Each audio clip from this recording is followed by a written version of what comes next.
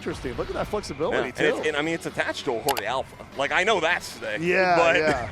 Yeah, the extension. Love it. Oh, and we're starting with a Honda here and from Puerto Rico. That might be part of the reason I don't know. Or DR. No, it's Dominican Republic, yeah. I'll get them mixed up. We have another Dominican in the bracket as well. It's Concon. That's who JWong Sense of Illusions qualified for the top 8. Okay. Last year, he eliminated Pat Van Pelt in the top 24 as well, which was he basically like OCV'd him with Mai in one of the fights. It was very impressive to see. Already checking everything here. Oh, wow, what a link. The Serpent Slashes, whips the knife out against the headbutts. Oh, boy. Yeah, the roll cancel to get those iframes so that we can get through the headbutt. Very smart on the side of Boss, but I'm sure we'll see plenty of that intelligence come through here. Yeah, just a set of buttons here, set up as a wall. One hand in the pocket as a tribute to his former OG. Level 1 on that, just getting some quick damage on the side of Ringo, and again, trying to build some bar, but again, the roll cancels. An instant overhead on Boss, taking down the Honda after a good bit of work, though. Yeah, continues to work. I mean, the way he hits with that on the way up is just fantastic to see. And he's got a good amount of life lead to work with here, but watch out for that A group, that explosivity that comes with it. I did not see the Zangief in the backfield. I was asleep at the wheel, and I hope you guys weren't, because this is quite a character to come out. It's a very solid one in CVS2, but you don't see it often in these higher levels. Yeah, I mean, I think this is the first time I've seen Zangief in CVS2 at CEO. It's an interesting decision. I mean, he's got his work cut out for him there, but that haymaker with the equalizer off that stand fierce. Yeah, we give a lot of credit to Sagat for having that incredible heavy, but I mean, this is the original. This is the giant button of all time. An immediate activation from Boss. He's making your fences. Yep. Oh, yeah. Oh, got a bit of a drop there on the 23 and eats the lariat there. It's getting late and we haven't eaten. I get it, Boss. You gotta lock back in. Get back in there. Really works out for Ringo there. I mean, yeah, if you ask me, he's like, this kind of round you're working on borrowed time. But until Boss makes up for it with the stand roundhouse, Psycho Crusher there gets him and he goes for that air grab. That's his level 1 super. Yes. That would have been interesting if that would have worked, but he was a bit way out of reach with that one. Yeah, Bison ran to the other side of the screen. He's like, I might still be able to catch him. Let me hunt this down. I mean, yeah, it kind of worked like maybe like Hugo's air grab there that he has his third strike. Maybe he can catch him. But in particular, no, he was just long gone with it. Oh, no punish there. Instead, respecting the space. But Boss already kind of pretty darn close to that life lead, so he doesn't have to do too much more here. Going to obviously look for an activation if the chance presents itself, but you know, just take your time, run the clock, use your extra credit here. It's Blanka versus Blanka, and you're considered one of the best in the business. There it is, off the juggle too, takes it, and then goes up with it. Let's see if he gets into the 40s, the 50s, the 52, and does. You know, the thing is, though, it's WyCry. What I want to mention, too, something that, let's see, there's one more pixels left on it. Okay. Oh, wait. Here with the electricity, but roll cancels it. Yes, smart Psycho Crusher. Yeah, that RC Psycho Crusher gets himself out of dodge. I mean, as good as it comes as a reversal there. Now, one of the things that's interesting about A group is that it's not the amount of hits you're playing for. In fact, there's a lot of times where you can do like 10 or 20 hits more than in a custom combo and still not do the damage that would have like those less hits, because what happens is those opening hits of that combo, of that juggle, you're trying to get as strong as you can get, because when you get to about, there's about 8 degrees of damage scaling that goes on. So once you reach that, you reach a certain point where you got like what's called that level 8 damage scaling, where it just tickles until you get to that level 1. So it's like, you want to make sure that you get those good buttons in there before the damage scaling kicks in. And so when you see great A group players like Boss or ericturbo, I want you to, or a few others A groups as well, watch that optimization of those beginning hits. For sure, without a doubt there. But some characters aren't as privileged to get those giant buttons, and instead have privilege to do those multiple hits, like Sakura, like Bison, painting the fence, or just splatting you in the corner with the DPs. Yamazaki also kind of struggles to get that thing started, but jumping A, take him to the corner, and just get your super off. It's damage, baby, and we love seeing it. Drop of a quick light combo. We love seeing that damage. You know who actually does have a good standing fierce at Fluvable and does pretty well in A group combos? Benny Maru.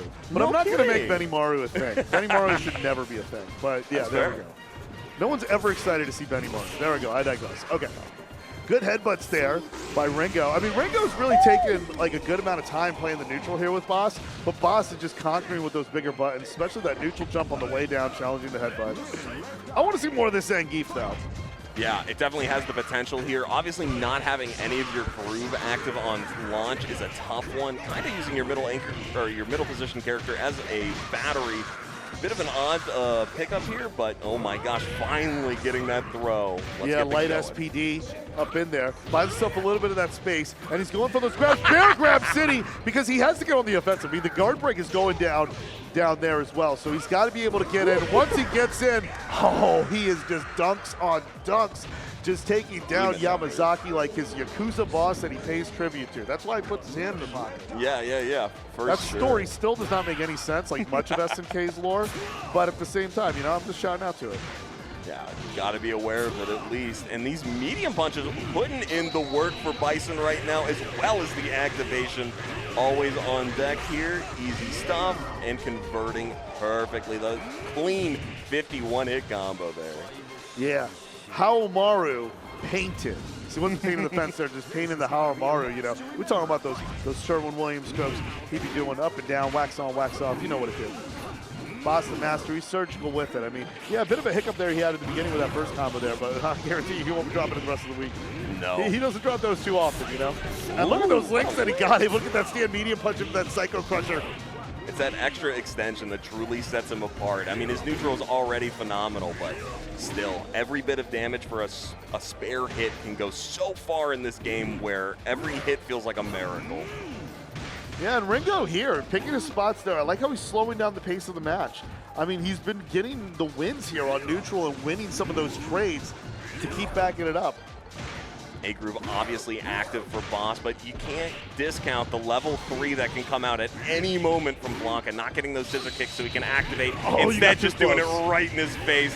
The Alpha 3 is still living strong here, and using the super, it's going to be 2-0 going the way of Boss. Yes. That we'll see on the stream as well. We were going to see here today. Yeah, her Morrigan also on point. I mean, but Señor Payaso, it's all about the Rolento, that going after it, and you know how much I love that character. Oh, yeah. So, able to just kind of keep you frustrated and keep going, and we are into the match here, folks. We got Morrigan starting off strong. Yeah, going at it with the K-Groove here, so it's all about Rage Gauge and those just defense. And both players very strong with it. As you see, they just exchange it there, and then using that dash, it's a forward dash, looks like it's a low hop there, and then mix that with the low hop to get the cross up.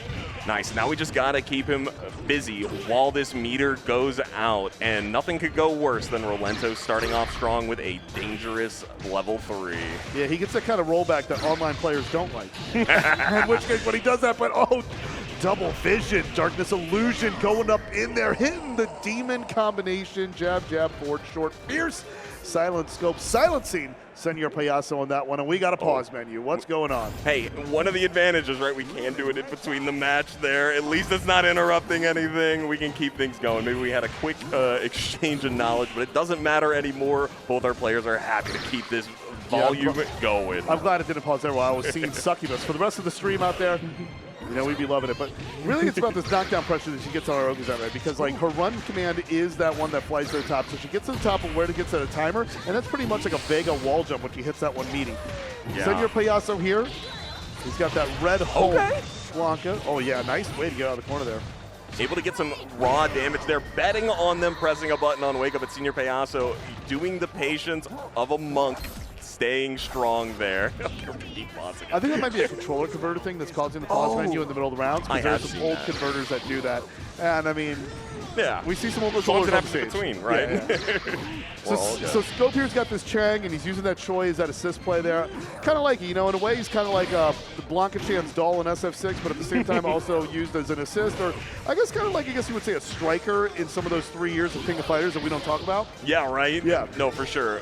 Very interesting character, kind of getting some minor puppet action with it, but right now, just stuck in the corner, dealing with these huge Blanka buttons. Nothing could be worse for Silent. Luckily, the health is pretty even between the two. Yeah, and that Rage Gauge is counting down there for Chang. That's why Señor Payaso back down. You get a bit of a bump on your offense when it hits. I think even Chang hits as well. Yeah. When he's got that activated there. Payaso might activate another one. Got it with those 2 knees.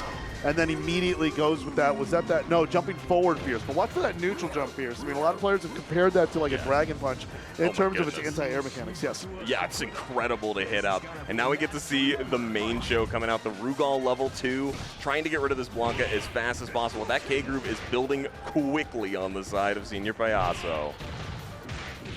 Yeah, Blanka does pretty well here, getting around his zone attacks as well. Like, Rugal's anti-air is been consistent. That's a punish, though. I mean, he catched that pop fly in center field and just took it all the way from the Honda to the Harimaru. Give me a hell yeah. And then the immediate pause while he got him in the corner. Just such a great way to extend your pressure there, assuming you're going to go for the throw and still find a meaty button. You know, there's a reason Silentscope is so strong at this game, and he's putting up a great fight right now. Got the K group active, level 3 at any point. Let's see how he's able to convert it if he is. Yeah, that air projectile there. He's got that little bit of a stop there, that pause, which throws people off their anti-airs and then connects them with the genocide cutter from the corner, creating that juggle there, that juggle state there. Now, see, this game is interesting because it has like different variations of juggle state based to accommodate for both the SNK playstyles and the Capcom playstyles. So, like, having that heads-up awareness to seeing that you can get that genocide cutter after that aerial offense is awesome. But the money button here that's really keeping this Tiger on a leash is what you just saw trade there, which is that crouching fierce. Yeah, such a strong button, able to contest with everything, but it looks like Señor Payaso did not learn his lesson, and Silentscope happy to reteach it. Aerial button into that level 3. We got a game going on for Silentscope, and it's going to be first to 2 the whole evening here, and even into top 8, because this game takes too long, first to 3. Yeah, it does. Agreed. Yes, at the same time there. Wanted to mention as you saw there, all right, keeping the same team involved. I doubt we'll see much change between these two. This is their comfort zone for sure. Yeah, I just wanted to say it's that pause that Rugal does in the air that just causes a stagger in people's air-to-airs or their jumps. Because especially like with K Groove, one of the advantages you get with it is the way JD's. Oh, he connects that off those proximity normals. Oh, gets that demon input with that close standing roundhouse. It's a problem. And oh no, taking no prisoners. Doesn't even have to go for that window where it activates, where if you're not crouching before it comes out, you'll get caught with it. No, he straight up combos into it. He's just making sure that he's just going on every single side of what the Geneva Convention says not to do with that system. For sure. And you think a Succubus would be more into it, but I'm sure Silentscope is not thrilled about it at the moment. Got to deal with the Chang now. Big ball on deck. Okay. Getting a lot of extra credit here coming in through Rolento. Doesn't really have to commit to anything, especially while this K group is active. Much faster than Chang. It's going to be a way to get in, and Silentscope finally finding a brief moment to do a few big buttons there, especially when the rage gauge is activated. I mean, it really adds up, especially when we got that wrecking ball. And then he's got Choi, who I like to call a weapon of mass distraction there. Yeah. Just doing that, because you got to watch where he's active, but at the same time, that's where Chang is just able. Oh, I thought the level 3 activation was coming, and I think even Señor Payaso wanted to do so as well, but just not converting it maybe as perfect as he wanted there. It's such an albatross for Silentscope here, especially when he uses them in that second roll. Second spot there, Chang just in particular, I mean, big body, big buttons out there, and he plays it real slow as well. Yeah, able to take a lot of control just by pressing his lights and then converting it into ball, but finding a great gap there. Señor Payaso trying to go for that empty jump. Does it? Yes, sir. It does. Oh, he's swinging it a few extra times, and there's Choi for extra measure there. And Choi's going to double dip on that one. Hey, you got to come back for seconds. And a great JD Silentscope tying up this life lead like it was never a problem in the first place. And I think the frustration is finally starting to show on Señor Payaso. The Chang getting so much mileage with his little friend there. Yeah, JD, I mean, it works in so many interesting situations. It can negate some chip damage in case you need to get to that for the kill, or it can win on some air-to-air exchanges there. I mean, it's got such great utility as a defensive mechanic that shines at high-level play like that. But Señor Payaso, they got a lot of mileage last time with this Blanka, but then clutches it out to stop Chang's momentum here, and let's see if he can maybe take some health off of this Rugal here, but he's just one hit away. Doesn't get much love out of this given the low timer. Doesn't give him a lot of generosity on his recovered health. Yeah, both of these crouching fierces are about to be on full display. Ooh, and a really bad button there from Silentscope. Recovers nicely. Oh, the K groove already active. Honestly, this is about as much extra credit as a sliver of health Blanka could ever hope for here, but still finding ways to get more. Yeah, great anti-air. Going up with it as well. Keeping him with the high lows there. And also Silentscope not going for that quarter circle back punch move that he's been getting a lot of mileage out of. Just getting those short hops. Really, it's a testament to Payaso spacing with this Blanka here. Oh my goodness, and the tech throw. So much extra damage going in for that throw here. Yeah, might be able to kill him before the K group, but honestly, he's done his job and more even though Silentscope taking out the Blanka here, we have a mountain ahead of us against probably, certainly the most prolific character in CVS2. Yeah, I mean, one stand fierce here from this ratio 2 Sagat will definitely spell it out and do a number. It really just takes one. It just takes one haymaker here. So Silentscope got to be aware of that. He's going to try to go pound for pound for swinging with with the crouching fierce there, and then gets that cross-up genocide cutter, but a staggered sweep there from Señor Payaso, cuts out his legs, scores the first point of this match. Very much so, at least his first point. Yeah. We got the 1-to-1 on both of these guys. It could be anybody's game here, but I think Señor Payaso has gotten a little more comfortable on stage, is starting to play more patiently. I know he's not able to switch here into the ratio 2 Blanka, but the Blanka truly the star of the show last time. Yeah, it really was, and it's just, it goes with that second spot, because that second spot is where you want to take it in terms of how much you want to try to extend life leads, how much you want to use your resource management, how exactly you want to slow the pace down of the match, or you want to continue pressing on that gas.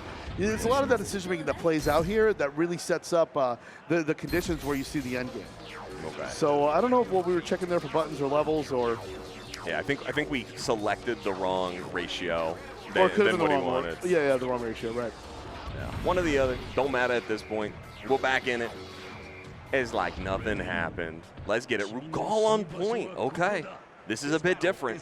We're definitely going to see a different approach to this. You can't really jump and go for that. That's exactly what he goes for right away. Yeah. That jumping A is so strong on the side of Rolento. It's going to be a bit tricky given how slippery Rolento is, and I mean, he can win on a lot of buttons, and especially with the air-to-airs here, and what a confirm low forward into the Patriot circle there. Immediately pushing for the corner, taking even less prisoners, and then, oh man, that's what I love about CVS2 is like, you got to wait for that damage to rain down to really see how much it hurts, because the whole thing flashes red. It's gorgeous. Oh, that stand roundhouse there, trades, but keeps Silentscope alive, but the air-to-air again, like he is just tapping the cue ball against the 9 into the side pocket. Just an easy poke there for Señor Payaso. All right, gets a bit generous from the life bar there. Got him back up into the orange. Yeah, doing incredibly solid right now. Oftentimes you don't get to see Rolento in this K groove, but Señor Payaso really has made it his own by taking a patient stance on his normals, able to just push tiny advantages into huge leads, and we're going to see even more of Chang's health evaporated. And that's level 3. That Pogo crosses up there. Oh, he doesn't need that to roll cancel. Just immediately just watch your side, look over your shoulder, and Payaso's Rolento is able to take out 2 characters here. Now Silentscope is all Morrigan is all that he has on the winner's side of the bracket. Yeah, I mean, let's say he did switch this manually for himself here. Let's see if it was truly the sauce that he needs. I don't think he was expected to have 2 characters down, but this is the recipe we put ourselves in. And you see that WyCry, that air-to-air JD. Oh, yeah. That definitely bought some mileage there. Using that as a counter, I mean, it almost looks like it's an air parry. Exactly. But, you know, they're going to crucify me in the tweet. So, like, I just want to say specifically, it's not an air parry. But in many ways, it deflected the aerial attack and allowed the defending a player to strike back. Yeah, Silentscope got a little bit of mileage out of it. Has a good bit chunk of health here. You know, going to be looking for any of those aerials into that needed immediate. That. And you know, level 3s really matter here because, like, when you look at the scale of which supers do the most, like in terms of some grooves have level 3 supers that do more damage than others. And K groove is going to be that one specifically that's atop the chart. I'm not sure if it's K groove or if it's S groove when you got that fully charged, but it's one of those two. For sure, I believe it is K groove. You are fine. Oh. It's definitely not N groove, even though it's the hardest one to get to level 3. Yeah, right. I know that because I use it. But the anti-air fireball there. Does it go the distance? Misses it. And the anti-air to chase afterward there. Señor Payaso just slips through. Yeah, the neutral jump was very smart there. Yeah, that was just a way to cage him. And then using that super hop there. Big drop kick energy there. And another Blanka hop. Let me slide in those DMs. And that, does it. And then Señor Payaso able to do it with a Sagat still. He would love to play Terry in this game, but I think he's just playing better Terry in his eyes, which is red Cammy. So is he one of those like KOF lifers? Yeah. Yeah, but, okay, But yeah. I think his life, unfortunately, is just shorter than all the people that have been playing these games from the beginning, because we're 20-somethings. I mean, my story is like, I was a KOF player because I had an immigration issue. I had an immigration issue and couldn't get my U.S. citizenship, so I was stuck in Venezuela for like 2 weeks. I didn't know that. Long story. Happened freshman year of high school, Yeah. sophomore year of high school, and what happened there was they were all just playing KOF. So and I had played CVS2, so I was just trying to carry over my knowledge over, and then I was. Ooh, he is going Terry. KOF player. Let's go. I'm excited. Sorry. Ripple here going with Terry here. What group? So it's going to be K versus A. All right, Ripple. They're using the Cammy, Terry, Sagat. Yeah, and he brings a very different style to the game. We got a very famous clip of him DPing for like 17 minutes and every single one of them hitting. He's aggressive. He wants to stay in your face, so it might not be something ericturbo has seen before. It's just part of the way his heart is sent on playing. What? And finding confirms from anywhere. Did he just this is whiff just punish normal, yes. and low forward from the sign? And it's crazy, too, because he means to do this great play. It's always present in his mind. You called it, yeah. You called it and you lived with the guy, so yeah. Oh, yeah. You lived with them, like, I'll definitely take your word for it, yeah. Love him to death. Ripple, the GOAT. That was amazing. I mean, yeah. Give it to ericturbo, yeah, getting it done there, but still, I mean, pretty impressive conversions as well. What he has to do, Eric, in this matchup is really stabilize it. He has to knowledge check him with things that are slow-paced and able to stay in his face. But, you know, Ripple can always find a gap to keep it steady, but not if he's getting A groove and the paint might be dry level 1. Nice. Yeah, he dropped it on there. I mean, because it was looking like Eric was originally fishing for that guard break into that level 1. It was going there, but just had a bit of that drop, but found that opening in there to confirm it in level 1 and ended up doing more damage. That's CVS2. Yeah, for sure. Nice. And luckily, no A-groove available on Sakura, so our life could stay high for just a minute, but not this time. Gonna spend that K-groove level 3 into nothing and immediately heavy kick roundhouse, taking him down to the Sagat. His Sagat is still very solid. We are going to see him slow down a little bit. He does respect the speed, but still, it's faster than some. You see a big toss there by Ripple. All ready to start it off here. Up against the ropes, great confirmed by Turbo there. And then immediately, Chipukin after the glow medium kick, and then gets that stand jab, but because of the drop combo there, has to go showing off, but not able to get to the end of that guard break there, but still, gets back on, mounting that offense there. Nice. Not every single one of the hits, but still some solid damage. Goes for the cross up there, but it doesn't work out for our boy. And then give me that move. And then gets the A groove after that stamp jab. The frame button on that number is, the frame data on that button there, that stand jab is outright ridiculous. But the fact is, you saw him, he got that corner positioning there where he gets that Tatsu in the mix. And then I'm sure he's throwing in some roll cancels with those Tatsus in there to close the distance there, because it just makes Sakura all the more bratty if her buttons don't already do that job enough. As it is. Yeah. But that was fantastic stuff. But hey, you got to tip your cap over to Ripple here. I mean, this is a tough battle. He's competing with some of the best and people that have been doing it for longer than he's been alive. Yes. Yeah, dude, that's what I wanted to point out too. Even with Super Turbo, like you're seeing some masters of the game who are like half the age of the game. Yeah, for sure. In some cases there. So let's see what happens here. I think there's a switch in the character order here. I think they're Ripple's starting off with Terry. Yeah. I don't know if this is going to work any better, but I think it might be a comfort thing. And, not getting those scissor kicks that I'm sure Eric wanted there. Going to stay safe, but immediately go into that Psycho Crusher and check his toes as well. The Jordans are not good enough to deal with those steel-plated boots. Yeah, Dictator doing a fantastic job there. Then Eric's got that full meter to work with as well, on top of having that character advantage. If he can push Ripple's Cammy closer to that Haramaru there, and does so with the Psycho Crusher there. I mean, it doesn't matter if you're cornered. I feel like when some characters have such reward coming from the corner, it's like they can just make one step to get out of there and get exactly where they want to be.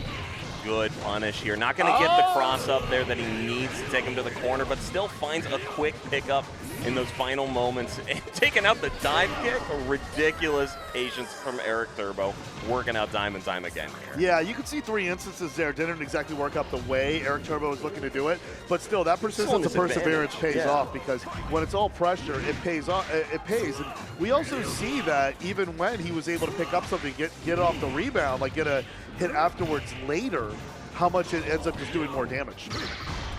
Match point here for ericturbo, OCV point to be exact.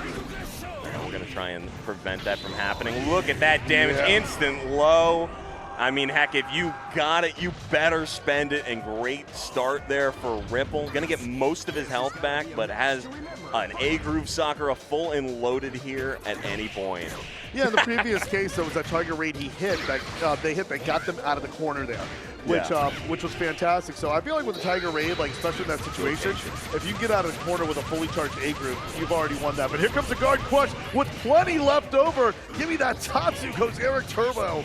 Man, to really shave that one down, whittle it with those Shookens, and then, oh no, what fear. a roll cancel. So smart from ericturbo. And Yeah, we're going to see the stun. Interrupted, big stun. Does he get the loop? Just one jab with it, but still perseveres and goes on the other side of the dome to get the distance. And then put on pretty good show here. I mean, he played earlier off screen against JWong to get Wong to qualify into the winner's side of top 8, but let's see if he can make it here on the loser's side. We've seen this team he brings out as well. Don't think this is a button check either. I think we're going into it. Yeah, Concon with the K-Groove Mai. Going in with start count with a P-Groove Geese. Wow, P-Groove, not something you often see, being that third strike parry mechanic coming through. Love what I'm seeing. With three, with too. 3 non-third strike characters too. You gotta love it. One of which is not even a Capcom character. Perfect stuff. Yeah, and a big fan of Geese here.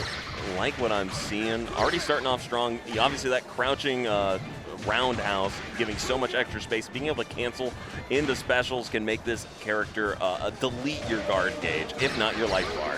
Yeah, Concon brings a lot of mobility here and a lot of pressure to go into it, but these parries are absolutely on point. And yeah, going with the Fierce Punch there, that standing roundhouse there, which gets that low crush as well. The parries give him those openings to really overcome. And responds to the fans and gets him with the low Fierce as well. Both meters on deck. K is activated. P is fully charged. P is level 3 only and is the weakest of the supers. As we just saw him get blocked, and he gets that big J kid energy.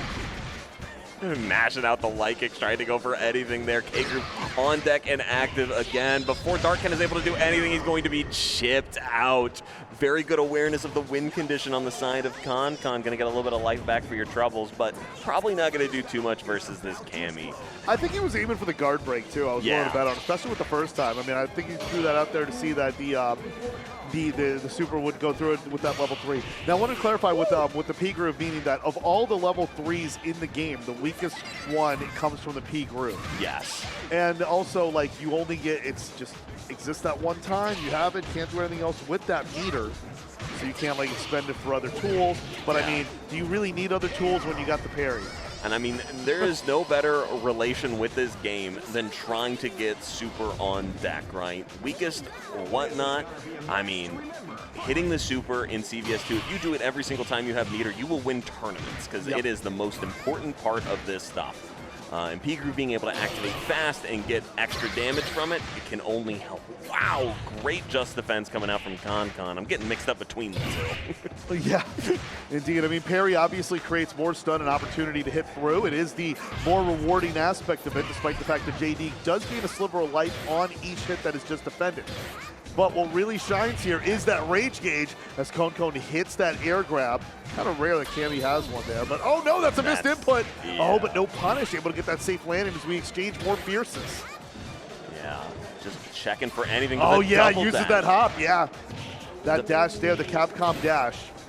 It's so powerful with Cammy, able to close the distance fast. You might think the run is quick, but there is nothing quicker than the frame animations coming in there, and then finally that P-Groove, you know, low damage, but still doing more than enough to take out Concon into this final Sagat here. Let's see what extra credit we can get on board. Level 3 is still going to level 3. You know, it's still level 3, and it's still a hell of a great confirm to do that from that low forward. You just have to be more judicious with the selection there, which Dark Cat definitely was, to get by and take it. But good patience from Concon there, hitting that Tiger uppercut. Almost to his deficit here, activating his K-Groove maybe earlier than Concon was expecting, but still going to get a very close to chip out situation. Let's see if he tries to build some bar instead. He's just going to find that low forward. Don't need any confirms. It does enough damage on its own. Yeah, that low hop there, able to do it. You know, both of these grooves actually have short hop. Yeah. And the reason why P-Groove has short hop is because that's to reference the universal overhead, the leap from third strike as well. Right. So that's why there is a short hop in P-Groove. That's such an interesting mechanic. I've never tried P-Group actually myself. I you gotta really like Third Strike. That's fair. Or unless you're VDO, who's like a Marvel god and somehow amazing at this game as well, and can also do the Raging Storm motion with Geese. Single hits. Yeah, that beautiful was from beautiful. Darkhead. The haymaker here, the stare down between both. Gets that stand fierce there. Darkhead with the short hop roundhouse, one of the best jumping buttons in the game. Truly the top tier of all top tiers. This is why you're going to see him at the Score end. one for the Great North. Yes. Yeah. Certainly off to a great start here, trying to get DR put down even further. Obviously, we lost our first one going down to losers, but, you know, Concon is not able to pull this out. He's going to be out of this tournament and only participating from the sidelines. So let's see what they've got left to prove here. Buying Cammy. He's got to rely on those waifus plus that Dominican Sagat to stay standing and make a repeat appearance into the top 8. Loving the color palette on my here. I think that may be one of the 3 punches or 3 kicks. Correct me where I'm at, chat, with that one. Yeah, I'm like, don't ask me. I have no idea. I want to know. I want to know because there is like a 3 buttons and 3 kicks yes. that is costume. Like I know a few other games have that. CVS definitely is there. Just nice like Concon, no, Dark Kent rather, hitting those links. I keep thinking Concon can play Geese, so that's why I'm getting a little bit confused here. But Dark Kent has been fantastic at weaponizing those parries and like just getting opportunities with it. Feels very confident on his jump ins. He's not really allowing anyone to do anything. Yes. Finally, that guard break coming through, and really the only first bits of damage that have happened on the side of Concon. Nice throw. I mean, the kicker with that is that you just used a level 3 just to get a Ruembu in the corner, and I mean that's fine. But at the same time, like because it's a level 3, both players have they can only use it or lose at level 3. And finally, getting a bunch of extra credit in those final moments. That button is insane. Yeah, I think that's just the normal roundhouse on Yes, Geese. it is. Yeah. Normal standing roundhouse, but it has phenomenal low crush properties there. Yes. And the way that it advances with it. It's just like Geese is just a slugger, man. He really hits very hard, especially like if you set up those situations where we've seen JA Kid, which Dark Kid has been able to succeed at hitting a few of those as well. Stand roundhouse, one of the from Concon on Cammy's side there. One of the best buttons in the game. I expect that to be a great equalizer, as well as just approaching forward with some of the medium punches and trying to tick through it. A good short hop there. I was honestly expecting a little bit more of a punish, but maybe in his brain committed a little too hard to that throw. Instead, taking the patience here on the side of Cammy and still finding the pickup in the final moments. Built a little K group for their troubles too. Concon tying things up, and now we're on to the next mirror. Cammy v. Cammy. Yeah, and it's equalized here. Concon with a great comeback there. Mechanic. Sorry, let's see what works there. Then, once again, fishing, both players fishing for those stand roundhouses there. Your only plus, as long as I say, great DP to get them out of some pressure here. Looking for any slip up, and the quick dash into the buttons, that's an exclusive to the K group because we can't dash with the Capcom side. Instead, looking for any chance to activate that level 3 and just lets it rip here. Let's see what Cammy's got in response. Plenty of damage, and now your K group is back. Yeah, confirmed without the RSVP. And then, oh man, Concon responds back there. Well, Dark Kid had some really good pair of stand roundhouses there to set the tone. Concon hits that one confirmed to clutch it out. Who's going to get to each other's Sagat first? That's what matters. Yes. Fighting for that final spot is going to be Concon in a minor lead here with, you know, probably like 40 extra health coming his way. One heavy punch coming out from Sagat is not going to be much of a hard task to land here on Dark Kent. That's right, a tale of 2 tigers here. Can Concon close the distance here? Just have to keep that patience going. Try to time out a little bit and see if you can deal a little bit of damage so that way Sagat doesn't get as much of that health back, but still hard task here. And just hit a few of those stand roundhouses. I mean, if you just hit 2 of them, I really think this matchup would be considered a success. But caught him with the backdash there. Goes Dark Kent, and now it comes down to 2 tigers here. Dark Kent on match point. Can Concon stand on business? Yeah. Looking very even. The P group just about to be up. Concon obviously having to put a little bit of work before his level 3s are in, but doesn't need much if he's just able to land every normal in the book. Starting off strong, can't just throw out those fireballs willy-nilly. Instead, Dark Kent getting plenty of mileage out of that constant spacing pressure. Yeah, that hitbox there on the jumping roundhouse definitely makes a difference, definitely matters here. Let's see how it responds. Concon misses the Tiger Knee there. That would have set him back there. Dark Cat makes him pay a little bit by taking away some of that guard bar. Guard bar, yeah. Yeah, no, you got it. Yeah, and then Concon getting stuck in the corner a little bit here. Guard bar flashing, but honestly not in too much worry. Instead, finding the jump in. That deep jump in there off that short hop. Gets the scoop there. Can't Concon. Oh, he's going for the empty, that little bugger. Yep. Indeed, and I mean, I thought Concon was fishing there. I mean, it looked like he was just one pixel away from getting that K groove fall. Would have got that confirmed into the super there, but then takes the trade. I think that was possibly with the stand roundhouse to get the jumping one. Or the medium kick that was fast. I couldn't tell. It's just a leg that went up, right? Yeah, both players more locked in here. This Dominican versus Canadian matchup here in Central Florida. I mean, and it's really just the first characters that makes the difference, but there's so many similarities. JD versus Perry, and then you got Cammy versus Cammy, Sagat versus Sagat, and he goes with Kyo. He goes with Kyo. After my heart. I was just talking about which characters I love in this game. Oh my goodness. Yo, I think he's mad underrated, man. The guy's got some. Mic live? Hold on. He got some great buttons to work with as well. Let's see. All right, Mr. Kyo's got that second spot at Dark Cat's team. Winner's going to take it all. It's first to 2. So let's see as we get this classic Fatal Fury matchup here. Absolutely. I know this because you can play this on a Sega Genesis, Fatal Fury 2. Already starting off strong with the parries on the Geese, but Concon finding some more untraditional moments to press some buttons to land some hits against our parrying friend here, Dark Ken. Yeah, walking him down and set up those positions, get those JDs, because if you can get JD your way to a full red meter there, just take a few hits at a time as well, like that damage boost is really going to add up, especially if the P groover is not P grooving. Like they are not parrying correctly. Oh, but the JD's coming through. Great throw break, needed to get something there, and unfortunately not finding that low confirm into the rage. Just going to go for it here for that chip damage. Want to make sure they get something on deck for that. Yeah, I thought that was really looking also to maybe intercept the poke there to take it. I mean, because it was just very far from guard break, very far from getting that chip kill. So it's curious, but Concon is no stranger to using that super in those situations, especially when the K groove is bouncing down. So Concon scores first blood with the elimination of Geese, and now we got Mr. Kyo Kusanagi here with a full P groove to work with. Yeah, definitely the wild card coming out here. Great idea going for that overhead. P groove, as you see, Kyo kind of slow in this game. Not exactly the fastest walker. And I'm curious what Kyo's going to do after a parry as well. Like, is he going to get the those 2 kicks where he gets it into the Serpent Wave, or is he able to maybe go into his Rekka and establish that, or maybe like his Fierce Rekka where he spins around and does that big uppercut. I'm excited to see her, but so far Concon has been owning the neutral, just fanning the flames, literally. Yeah, and now finally dealing with that low forward and getting in there. Yeah, that jumping low Fierce there.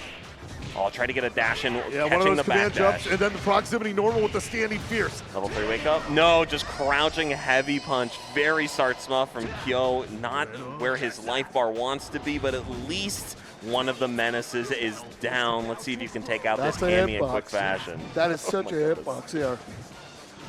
See him going to town. Concon in a very good position here. Kicks it off with some sweet chin music off that stand roundhouse. Sense of urgency here for Dark Kent.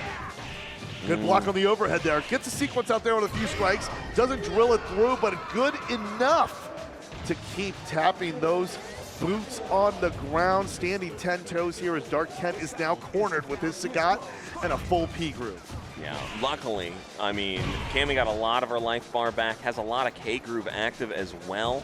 This can be a very tricky one if Kent allows it to get out of hand.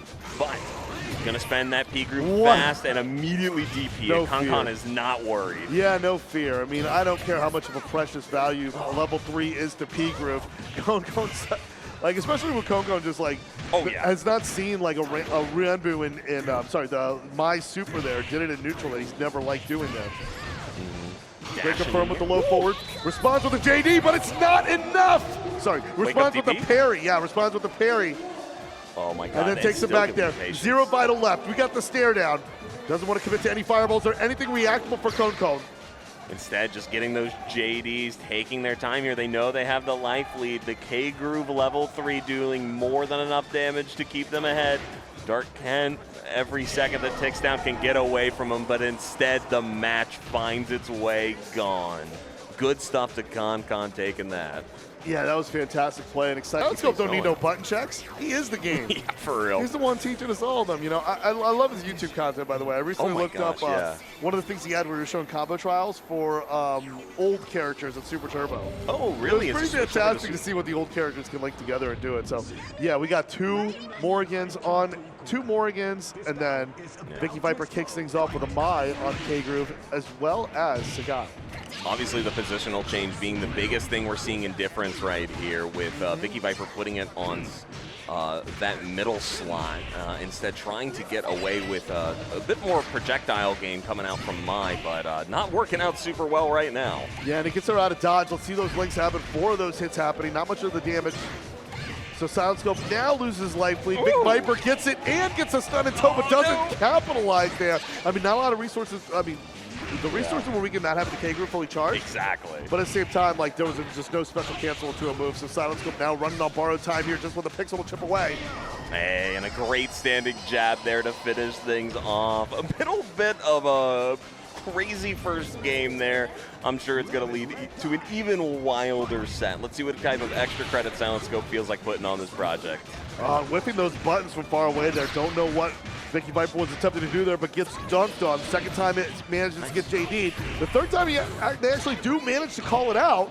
Oh, no confirm there on the side of Silent either. Got a good rep opportunity to get through that DP, but hey, just send the super sometimes, catch him in the air. Let's see if he can K-Groove the whole thing and JD through. Yeah, sometimes you forget that she has that anti-air in tow with it.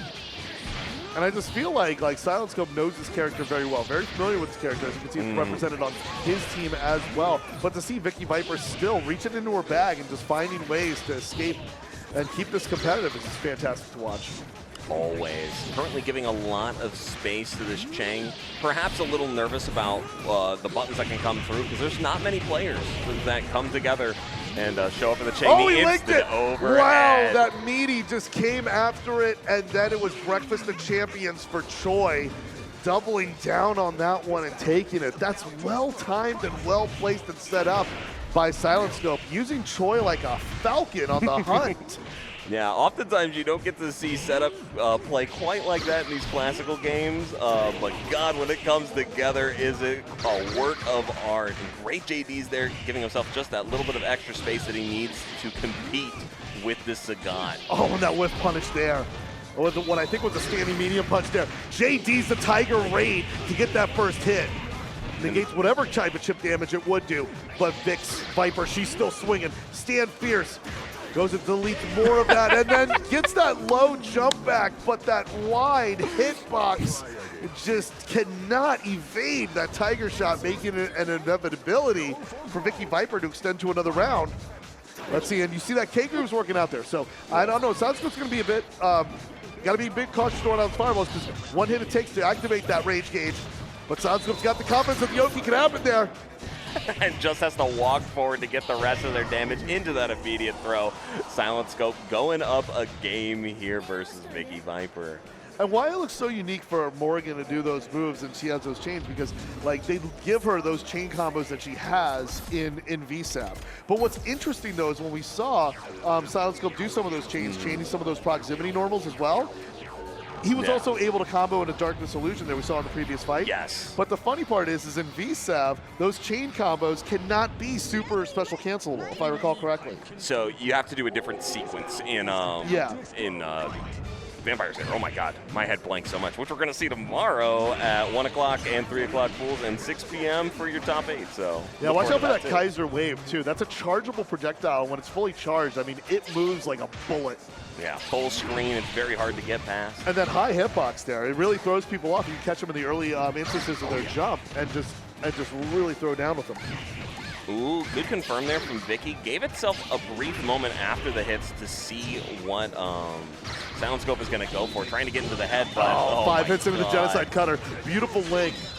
Giving that super cancel over the low short, but VickiViper waking up, throwing those elbows, but the Genocide Cutter comes back and takes it, and Silentscope hits that move so many times, and I'm going to keep calling it until it's demonetized. For sure. Oh my goodness. What a great call out from Silentscope, knowing that there's nowhere to go but either chip or death there. Great stuff. Wow, getting all the way over. You see the charge happening with it there. but does not phase VickiViper. Silentscope wisely jumping away, trying to get from those flight mechanics there, because those flight mechanics, I mean, you know, she takes this out, she can cancel that flight into a jump and take it to the top of the screen. Oh, that's level 3, that's both walls. Really close to a kill there, but does it? No, it whips. Oh! And just when you thought, the succubus was at her most vulnerable there. He says kidding. you can look but can't touch another edge with your name on it. VickiViper extends to fight another round. Great player awareness to just understand that your life is not gone yet. You must keep playing there. Luckily, I mean, Silentscope's still in the lead with a big advantage, getting that level 3 before Rugal finished. But you know, but turning that failed punish into an opportunity, into an opening to take it here. But Silentscope has responded well with Chang throwing some, swinging his weight around, and then Choi's doing well to whittle away here. But still, oh no, the darkness illusion got him seeing double vision. Not dead yet, though. A little bit of life left, and that super activation is not going to be the right option versus the Morrigan. Going to get a little bit of life left, but honestly, this is really looking like the Sagat versus Morrigan, just with a brief prelude, and it was even briefer than I thought it was going to be. Yeah, can't get, you know, gets the full health back by virtue of not getting hit. So it doesn't matter how much time was left on that there. So Silentscope now on match point here. All they got was our production crew a few extra seconds. Valuable seconds as we keep going through here. VickiViper going for a big swing with that heavy DP. And the instant overhead currently going all Silentscope's way. Yeah, fantastic use of those chain combos there. Hitting some of those Magic Series sequences in particular there. VickiViper Sagat moving further down the guard break. What an incredible dash up to get that quick punish there, but Silentscope backs off there. VickiViper low guard you're dealing with. Nice. Stalling that air momentum with some fireballs, taking a brief second to get that JD, get the level 3, and take themselves farther in this loser's bracket. It's going to be Silentscope. An incredible game from him. My Sundays are sleepy, that's for sure. Oh, mine are. But not when CEO is coming on. We were up early. We are out here as fast as we can. Is that Yamazaki? We seeing him from somebody other than Boss tonight? Yeah, Yamazaki, Blanka, and Zangief. We saw that Zangief earlier. Blocker here using the team that's got many top 8s, particularly here at CEO. It's got Nakoruru, Hibiki, and Sagat. So that's a Samurai Showdown meets The Last Blade meets Street Fighter. Yeah, meets the most anime-looking Street Fighter around with that eye patch coming through. Good air-to-airs here, establishing a equilibrium as well, and using that air JD. I'm telling you, air JD against air normals, it's so underrated.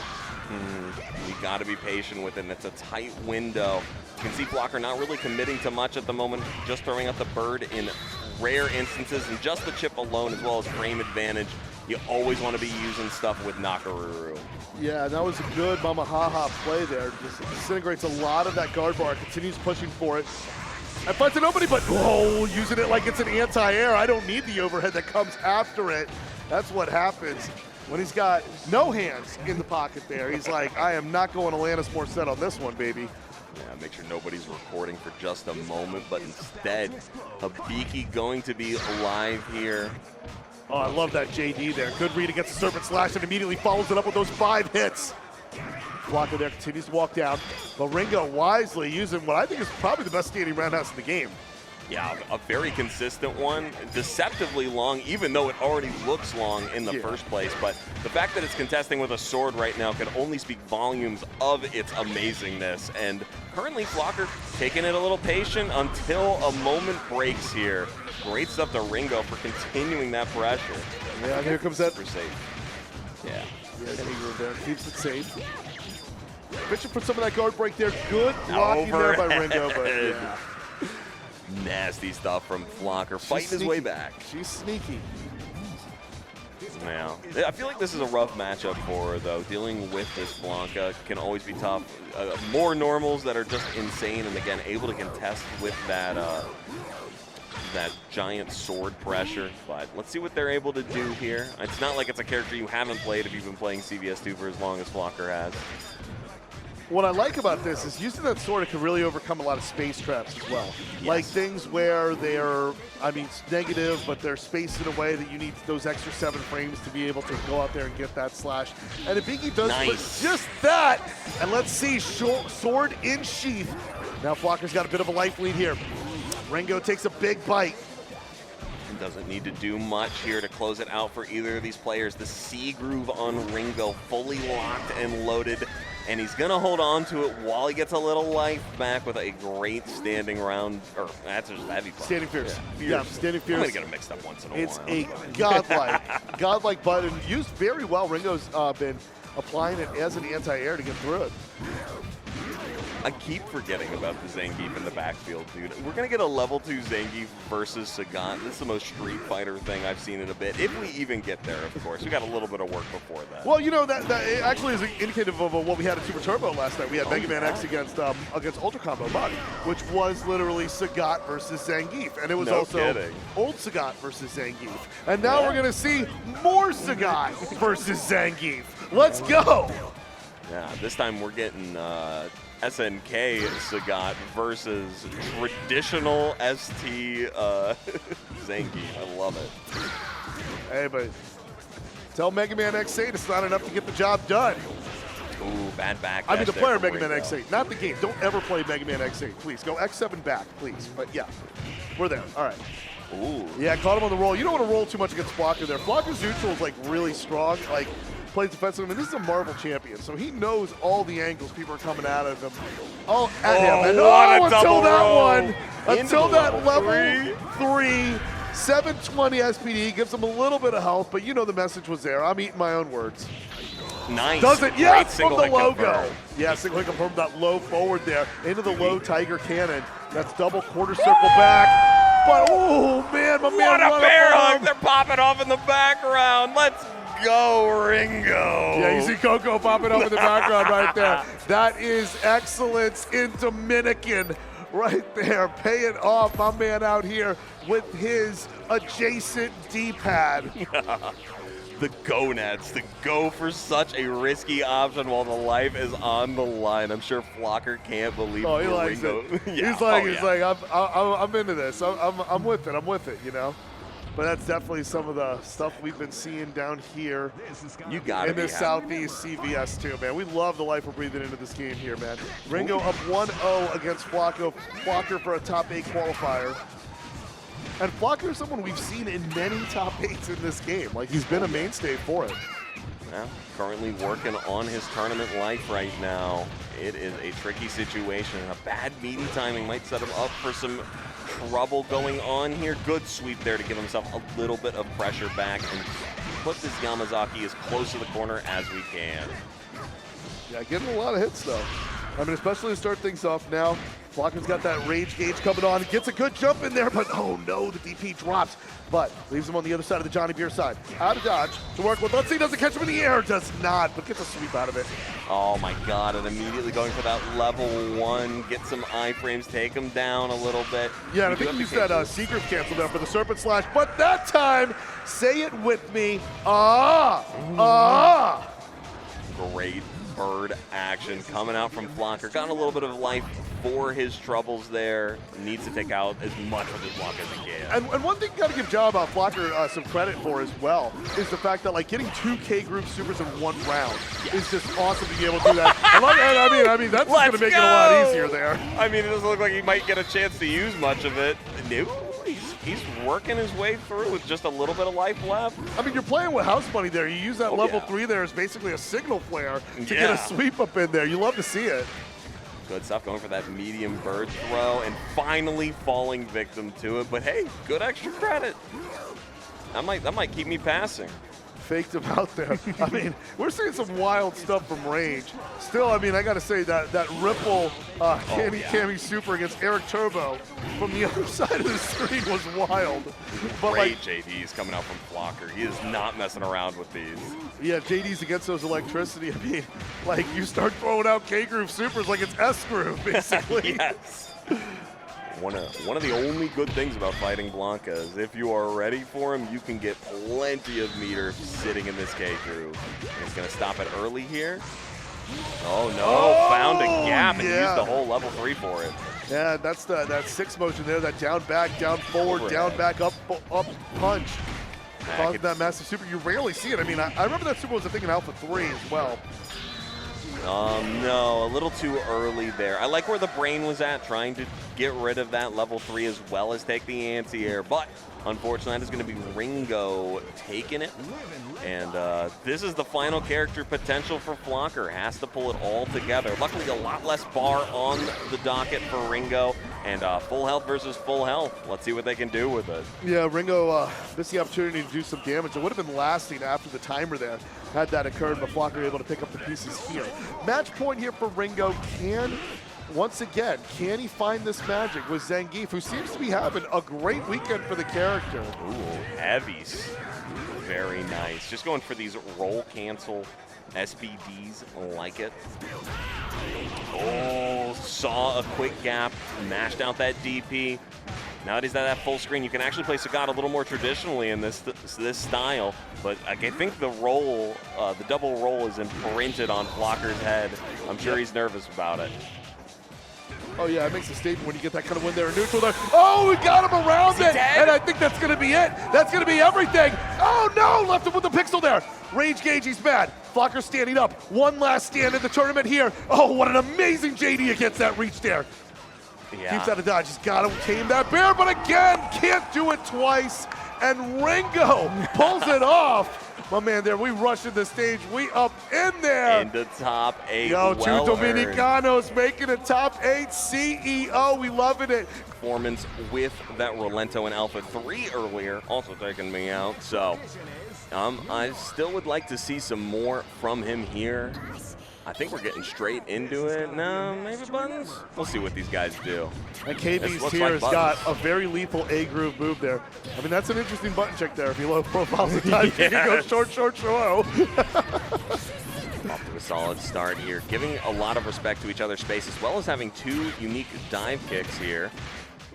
Yeah, dive kicks and Tatsu. I mean, Cammy's got a lot in her bag too. She's got some good hooligan offense to work with as well. So it's good variance here. I mean, fast-paced matchup, but they can both like throw down in the neutral and slow it.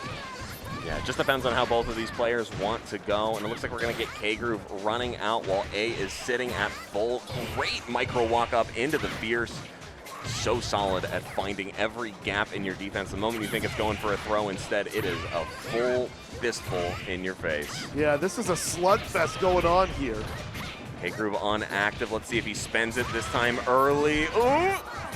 A little bit of panic from our boy Rip. You know, the first time these two characters were able to fight each other was actually Street Fighter Alpha 2 Gold for the Sega Saturn. Yeah, Cammy is an exclusive character to that console. I'm really excited to see Terry's, Ripple here bringing Terry. I mean, there's some interesting characters here to bring into the top 8. We already got Zangief in here, but can we also see a Terry, which Ripple also alternates with Kyo that we saw prior. Yeah, Rising tackle, and I love that it's a charge.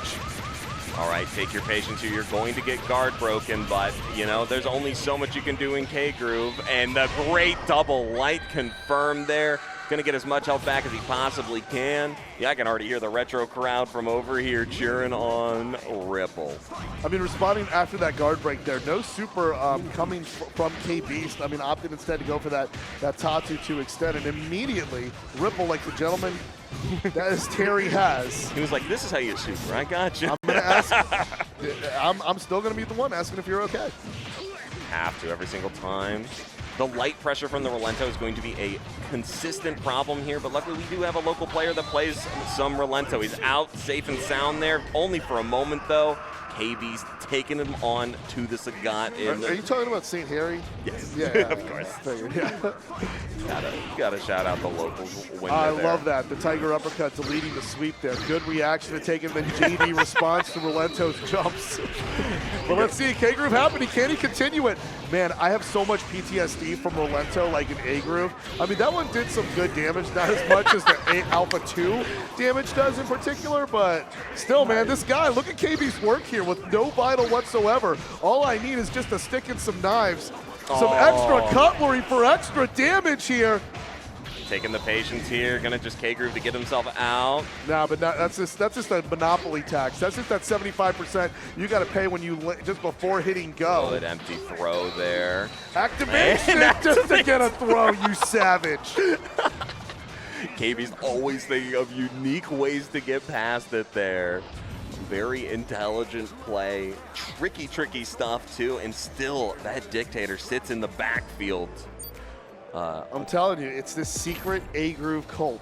Oh yeah. From like out there from like 25 years ago that still lingers and wanders through these tournaments.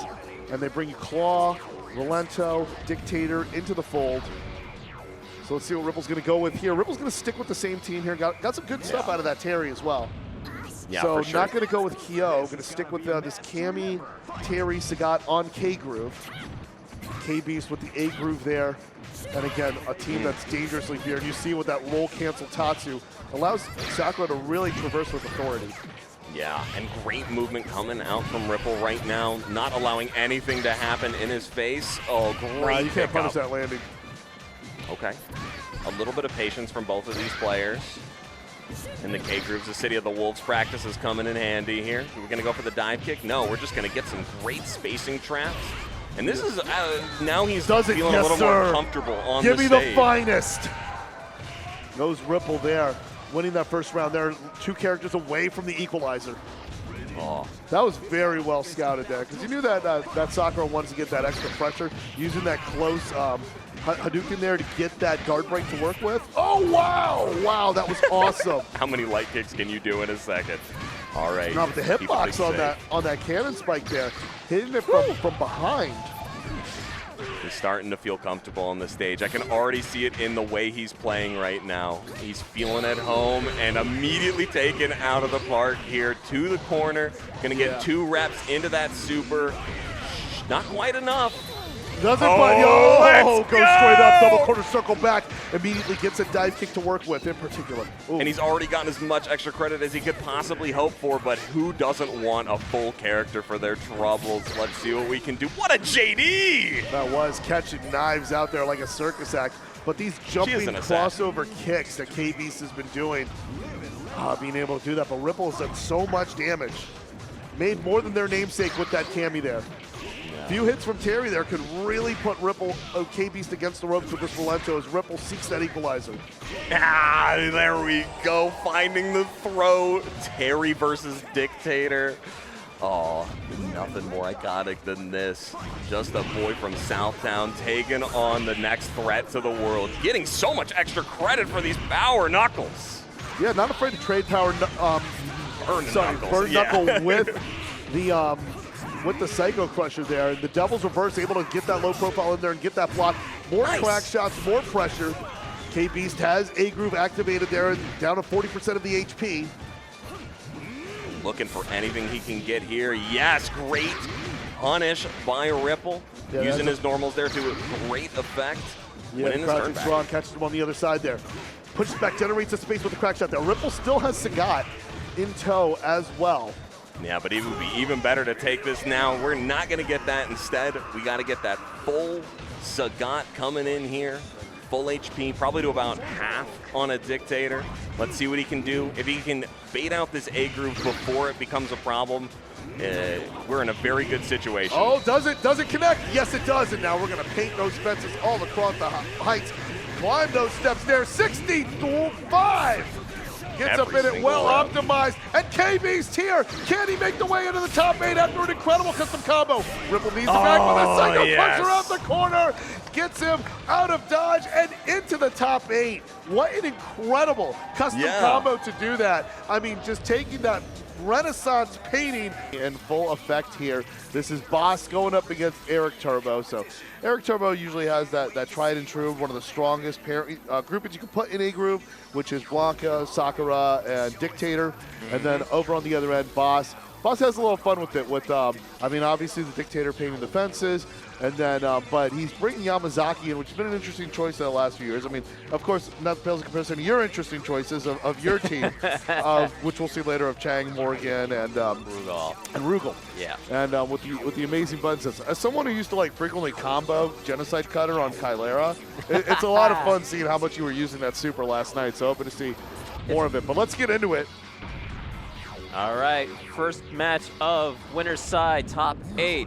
Boss, player 1. ericturbo, player 2. Let's go. And Boss putting Yamazaki in front. Eric trying to use those electricities with Blanka. Punish. Now Yama is going to try and keep out with those RC slashes. Blanka going to try and use those electricities to apply pressure. Ooh, good punish. Yeah, we're committed with the low serpent slash there. And that RC lightning already in full effect. And it's interesting to see here, like, how opportunistic it is if you punish the Blanka ball with the A groove. So I don't believe Yama has a straight punish on Blanka ball with A groove, but he can punish it with just straight roundhouse. Oh, that's a big jump in. Dizzy! And Boss opting not to go for activate, knowing this will kill, and saving the meter for Sakura. Yeah, those 6 hits, they just pile it on. Yamazaki really good at getting those pokes. I mean, I think he has the best standing roundhouse in the game as well. And especially just the way, but going up against another great standing roundhouse. Alpha 3 hits CVS2. Activate. Oh, got him low. So there is on active, there is basically 7 frames where you can't block. You are stuck in, if you are standing, you get, and they hit us fast enough low, you get hit. It's the reason why people can get hit low on the Tiger Raids, because level 3s have the same amount of time stop. Yeah, it's not exactly like as big a window as it is in Alpha 2. Right. But they still have like the same spirit of that in terms of watch a step and what it goes for there. Boss has a 2-character advantage here with the Yamazaki. Yeah, and just connecting with those slashes each and every time. I mean, the space traps it sets up and also the confirms. It just shows it's hella good. Oh, choosing not to spin the meter. We'll see if that goes against him. He's now in the corner now. Boss with the hard pressure. Jumps out. But low guard meter. Guard break. Not going to get too much out of it. It's crushed. Able to take a step forward.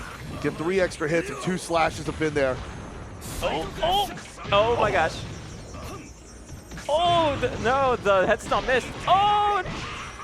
Hit the counter and the max damage. And with the OCV with 0 life left. Boss taking first game. Yeah, it's that question of you sure about that, not using that activation, proving it costly, because Boss just giving him the business there over in the corner. A few great opportunities as well, but I really love that roll to reestablish that corner there, especially when you got those kind of rolls because you're not doing roll too much. So when people start seeing the roll happen, they start setting defensive maneuvers around the roll, but at the same time, like when you just have that in the pocket, just to reestablish that position. Well, roll is also, I mean, in a groove that doesn't have run, roll is also sometimes a stronger movement tool for certain characters where their dash is bad, but the roll is better. A lot of people not a fan of the Capcom dash, you know. So we have a change in order switch for Eric. We have Dictator in front this time instead of Blanka. Ooh, keeping him in the corner. That air to air. Oh, yeah. He thought it was gonna dizzy. Boss typically on point with knowing when that will dizzy, but was just probably off by maybe a few points there. Guard is really low, jumps out. Oh, couldn't chase after him with that jump away. And then counter activation here. ericturbo going the distance here, painting some birds. Ended a bit early, didn't quite kill. Yeah, level 1 leaves a little bit of a pixel, and that's going to be enough for Boss to take down some sandcastles and continue with a 4th consecutive victory for Yamazaki. I think Eric tried to end it early because you gain life back depending on how much time is left in the round, so he tried to end it as early as possible, but it just didn't go his way. The Boss has been sitting on that full A groove for quite some time now. Holding down the utility there. What I was expecting to see more of it, some of it in this matchup was potentially using A groove as we saw counter activation there by ericturbo, which worked out somewhat well, pushing Boss towards the corner, but at the same time, using those activations for, not using activation, but using meter rather, for level 1 and also the countering, just to see if you can get out of dodge and escape some pressure. It's very becomes when do you find it good to use those, especially when it's an A groove, when you're fighting both 2 A groovers, because now you've lost the meter and now the opponent has the meter, and so it becomes very much is it worth it? But right now, ericturbo spinning the meter. Oh, brilliant work. And then getting that Tatsu into that level 1 for additional added measure here. But Boss got the activation right where Blanka wants it, where he can just climb those steps with that neutral jump. Gonna just shave some ice with the rolling. And then the RC electricity, nothing you could do about that one. Well, I think he probably tried to RC back, but maybe just didn't quite get what he wanted. Live and let die. All right. Ratio 2 Blanka on anchor for ericturbo, RC electricity. Wake up our RC check electricity, trying to bait it out this time. Oh, missed it this time. Caught him with the throw there. Great anticipation by Boss. Punish. Oh, counter RC electricity. Oh! Blanka ball and Blanka ball. That's going to be enough for ericturbo to gain the upper hand here. Going to get a little bit of some generosity on the health coming back. It's going to go a little after the green. This is going to be enough to go the distance here. Get a win against Boss's Bison here. Got the meter advantage there. ericturbo is the first one to the activation. Ooh. Yeah, you retain your trip guard if you don't press any buttons. Oh, wake up buttons. Oh, coast to coast with the 2 knee press nightmares. Immediately painting the fence. Gets a reset with that standing button there, but then keeps it going. 43 hits. You know, and I wanted to mention, Scope, if you can elaborate on this, as Boss just goes up 2-0 here to advance over to winner's final. So what I noticed is like the combo count, the number of the hits, right? And Señor Payaso is notorious for that. So JWong is going to have to, I mean, with the A groove here that he's using, that ratio for Sakura, this is not a button check, this is the business. Oh, and Señor Payaso going with Cammy to start. He is sticking with his Rolento. So right now we're going to be, it's going to be slow at the start because we're trying to feel each other out. Both have really strong buttons. Again, that pretty much did a combo with one stand heavy kick. And right now, JWong is just good to do those buttons and then to build that meter as well. I like how they're just sizing each other up with those stand roundhouses. Both fantastic buttons. Also very rewarding at this level of play. Like, you can confirm stand roundhouse into super into heavy damage. I mean, it's a tougher confirm, but at this level of play, with a Cammy like that, it's doable. I mean, you used her as well back in the day, and you did it very well as also. Oh, he went for the MP into it, but Justin, being the patient that he is, blocked it, and now it's going to get pretty much most of that life back. Now, Rolento is going to be playing this very interestingly. We'll see how it goes. Rolento is very much, my term for it is a squirrely character. He has a lot of movement tools. Once he gets the life lead, it can be very hard to catch him. Well, I have a shelf in my room of all the Alpha 2 medals I've been denied because of Rolento. So I definitely have a beef with this guy. But one of the funny thing is one of the players who actually helped me deal with Rolento is JWong, watching him master Rose in A2 and keep him out. So right now, Rolento is down on life. Just going for activate. Oh, that's going to be brutal.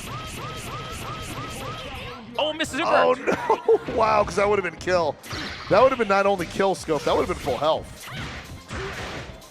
Right now, Payaso has a chance of drilling down some life. This is good for Señor Payaso, because now Sagat's going to have a life lead, and he doesn't have to go in. He's probably going to try and mitigate the amount of damage he can and try and basically run the time a bit.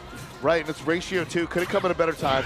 Justin at 50% of that HP, losing about 65% of his health just because of that drop finish on the A group there, that level 1 proving costly. So as you mentioned, yeah, Señor Payaso could set the pace here, play a little bit of the tame tiger. But right now, Justin doing amazing work with that stand roundhouse, has evened it up. One JD away will get him that activation. Or if he takes a hit, but I don't know with the full A group if you want to give that away. Now Justin is probably trying to time when he's going to activate, because obviously, like I said, you can't get out of chip custom in K group, but he wants to do it at a place where the chip version will actually kill. Now he's worried that because of K group, you actually take oh, that's unfortunate. So right now Payaso is not pressing anything because that wastes the meter. That works out very well for Señor Payaso. Man, that sleeper hold, like, whoop, right back up. Ooh. Oh, low fierce. Oh, would have had that with the Tiger Cannon there. Don't know if that would have killed him, but would have confirmed that with the low. Throw. Oh, we are just about even. Oh, Payaso, so close. Sakura with the stronger, with the ratio 4, beats it out. The trade not in Payaso's favor, down to wire. Oh, that was so close. I mean, it came down to the last poke. Few confirms left on the table, though. I definitely expect both players, especially Justin. I mean, you can't just leave those activations, that level 1 drop, as well as getting that activation into the throw there. Those are 2 blunders, we would say, that got Payaso a lot of mileage, and he was really like one good poke and a confirm from switching to 1-0 on the other side. That's what Ratio 4 is so magic about, because you can like appear to be dominating because you're just an absolute wrecking ball, but this is always a fight to the finish, and you just have to take out that one. Payaso trying to see if he can do better. His Cammy did not do as much work I think he wanted in the last game, so now he's going to try, hopefully get better. Good block. Oh, Gets great. the throw in the corner. Love that neutral jump dive kick. Good response there by Payaso. Payaso throwing those fierce punches out there. Both these characters have very similar, like very dominant buttons to work with. I especially like the edge with Sakura's standing jab. I mean, the frame data on that thing is absolutely disgusting. I swear it on the CVS2 Bible that I got here. Nice DP. Shout outs to Nerd Josh for the translation for that. Very useful. Oh Good yeah, punish. there he goes. He doesn't even need the activation at this point still. He's probably going to try and save it. Now Payaso's going to try and get that meter, but runs into stand roundhouse. But again, dealing as much damage as you can. That way she doesn't gain as much back, and then it's basically you're just whittling down Ratio 4 between each character so that your Ratio 2 can do that final few hits. Yeah, to Payaso's credit there, paced the matchup very well there, and now Sakura's in a position where she was getting to Sagat. Now got to deal with Rolento and see what Rolento magic can come about. Guard crush is in tow. Oh, and even got more of it. Almost killed from that. It's beautiful when you get that guard crush and you got a little more to put in there besides just getting into the level 1. It makes a difference. Because a lot of times you get the guard crush, you're just selling out for that level 1. But then when you're able to get 3 or 4 shows in there and a confirm, that's a good one. And because of that health gain there, now Sakura's in a better position than she was in the previous fight. Match point here for JWong, however. Señor Payaso back down. Got to get something with this Tiger to stay standing in the winner's bracket. Unfortunately, and in any other match, those trades would be okay for Payaso, but against Ratio 4, it doesn't work out. Ooh! Yeah, it's kind of weird how that works. Great JDs there. He's going to be in a good position to get that activation with some good health and tow. Oh, but now he's got to worry about the activation from Justin. Uses the meter. Low Tiger shot gives him a little bit of a life lead there. Now because it's just a 2-button activate can come at any point. You can do it in the air, you can do it after roll, but right now just roundhouse is working. Oh, he goes for the anti-air version, makes it simple. Yeah, Justin takes it. 2-0. I mean, prior to that activation too, Scope, with Silentscope swapping in here for the legendary JWong here. This is the first time actually commentating with you, by the way. Oh, hello. I'm pretty sure we commentated before. Maybe. I think we did. I don't know. It's been a lot of years. Oh. A lot of that. But hey, I wanted to introduce you here my CVS2 Bible. Oh, CVS2 Bible. I heard about this. This is an old school book from like back in the 80s. People talk about the CVS2 Bible. They obviously they have. Is this an English version? No, this is Japan. No, it's Japanese version. Yeah, that's what I'm saying. This is only Japan only, where before we knew frame data, this is the only way you can learn about frame data for all the different fighting games. So if you ever go to Japan and you go to like one of these retro shops, look carefully for some of these. Yeah. Look carefully. I mean, it makes sense, right? So, but you know, I think you got your commentator homie right here back. James. Oh, yeah. James Chen is back in the mix. James Chen is back in the mix. So I'm gonna let y'all talk about the professionals and everything. And yeah, hopefully you enjoy more of my standing heavy kick matches. Oh yeah, it was fantastic. We were just talking about that as well. That was great. So Concon here going up against Silentscope. This is going to be K-Groove on K-Groove action. And Concon's got a lot of mileage out of this Mai, as mentioned earlier. But, I mean, Silentscope brings a unique combination here with Rugal. I mean, we see a lot of Crouching Fears. Genocide Cutter confirms. I'm a fan of those as well. What I love about Genocide Cutter is, like, I used to hit it all the time in KOF 98, and the K Lara chat would always tell me, that's not the proper tool. Like, it was home improvement days. But here's Silentscope going at it. That's a level 3. You know that's going to hurt. Hi, James. Thank you for joining me. Hello. Sorry. A little bit late here, but I managed to get here. And here we go. Silentscope coming here just in time to watch Silentscope take that first character with Rugal pretty convincingly. And yeah, Silentscope definitely always has the very odd team here. Rugal, Chang, and Morrigan. Yeah, and it's awesome how he's able to really develop such a sweet meta around it as well. I mean, and even the Morrigan play is unique. Like some of the installations that he uses as well, like just using Valkyrie in clutch situations, as well as confirming off double illusion, which I wanted to talk to you a little bit about the Magic series, but we'll get to that in a little bit with the chain combos, but we'll get to that in a moment here. Ooh, into the wall. That might kill. Yeah, that's going to kill right there, especially with the K-Groove damage boost right there. So, yeah, Silentscope looking great here. And, you know, it always gets to this point right now where the damage that, you know, you get with this character here against the ratio 2, any damage you get is kind of like bonus damage. Right. Nice block on the empty low, but then the short jump right there is going to find its mark. So Sagat's going to get all his life back, but Silentscope has 3 ratios against the 2 ratio here. And don't forget about the little guy. You know, what I like to call Silentscope using as a weapon of mass distraction. Oh no, we got a drop combo. Now JD's on point for Concon here. Yeah, you gotta be careful. Yeah, great because confirm there for the you low go. forward. Look at that damage. I mean, you just gotta be careful right now. If you could just avoid getting hit by the level 3 from Silentscope. Oh no, he drops the combo again. One of the things is about someone who introduced Sagat to 2 people, and I regret that both, is how easy it is in this version to confirm into that low Tiger Cannon. Oh yeah. It's really such a great get out of jail like poke and confirm that goes under the radar. I feel like. Yeah, I mean, really the scariest part is the Tiger Raid, right? Because it hits low if you're not blocking ahead of time. That's the scary level 3 right there from Sagat. So many mixes, but nice Silentscope missed actually the chain. Oh, again. He's landed that a couple of times, but it looks like he's been pressing the light button a little too early. Oh, the Karasa. Yeah. Not enough to kill yet, but the stun. Classic Morrigan style, SNK groove Morrigan style right there with the dash instead of with the run instead of the dash. That is the run, yeah. But the funny part is because it's K groove, it looks like it's a small hop. To do that, because you need that small hop as a mobility tool for K-Groove to make it like the viable and arguably a lot of people feel the dominant groove in this game. But at the same time, like Morrigan can, I mean, a lot of people say that, especially like well, with, groove is the strongest groove in the game, right? I believe that, but I just feel like consensus, a lot of people say, like, you know, the people who say, like, roll canceling is a game-saving technique, it's needed for the meta. Right, because they say that if we took it out and nerfed it, like some versions some people prefer, not naming names, prefer, then K-Groove, like, outright dominates it. Right. Well, the one version that takes away the roll canceling, you know, the one that's being played, like, on the CFC range, right? Yeah, K-Groove is the strongest groove there, yes. Good air-to-air by Concon. He's off to a good start. He was using that a bit, like in neutral, on block, like quite a few times in top 24. Ooh, another great start here for Silentscope there. And that guy, you saw like he came down from the air with a special move and was still able to just defend at the last second, recovers so fast. Another good tool Silentscope's been using that Kaiser wave, but that low hop drop kick just gets 2 of them to engage the stun. Into the wall we go. Silentscope off to a great response with the one character advantage here. Really fat, and then tried to anti-air, but just gets caught by the short hop right there. I mean, it's as good as Blanka's.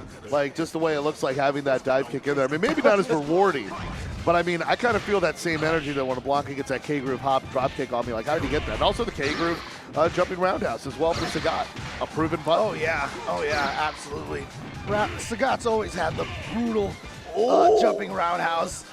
I like that from Concon, using the stand roundhouse to take out that aerial assault move, because it's really that stagger he gets in that jump. It throws people off, and I've seen it do it for years. Oh no, look, oh, smart. Use the taunt right there to give Concon his full K-Groove meter. He was just a tiny bit away. That's what and of it course, was. if you taunt, you fill it up so that he comes in. If you don't fill it up, he keeps how much K-Groove he has filled up. So he taunted him to actually fill the gauge up. So that he would start with 0 right here. That was really smart. That is genius. Like to make sure there was no range for the next one. Yeah. Like it's like he gave Choi melatonin. And now he got him dizzy though. But either way, given that circumstance, Concon got the response there. I like how Concon's responding with a lot of the kicks. Like he's using that stand roundhouse to stop like the threat of of Rugal's like multivariate assault from the air, from the top there.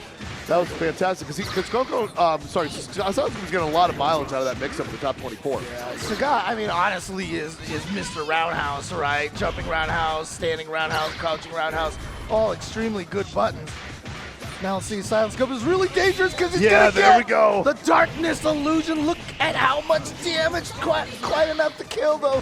Sagat can kill with one good Tiger Raid, but again, the flight, the dash, Morrigan's run is obviously not an actual. How like if we saw Yamazaki line up against Chun-Li, and I was going to mention how Han Fu has more top 8 appearances at CEO CVS2 than Zangief and a few other characters. I'm mostly doing it just to make fun of Benimaru more. Oh man, I'm just, I miss those special intros, man. We need those special intros here. I just found out what the one between Rugal and Guile meant. We'll get into that one in a second. Yeah, of course. But that one was crazy. Yeah. Oh my God. This is a very odd start between Señor Payaso and Ringo right there.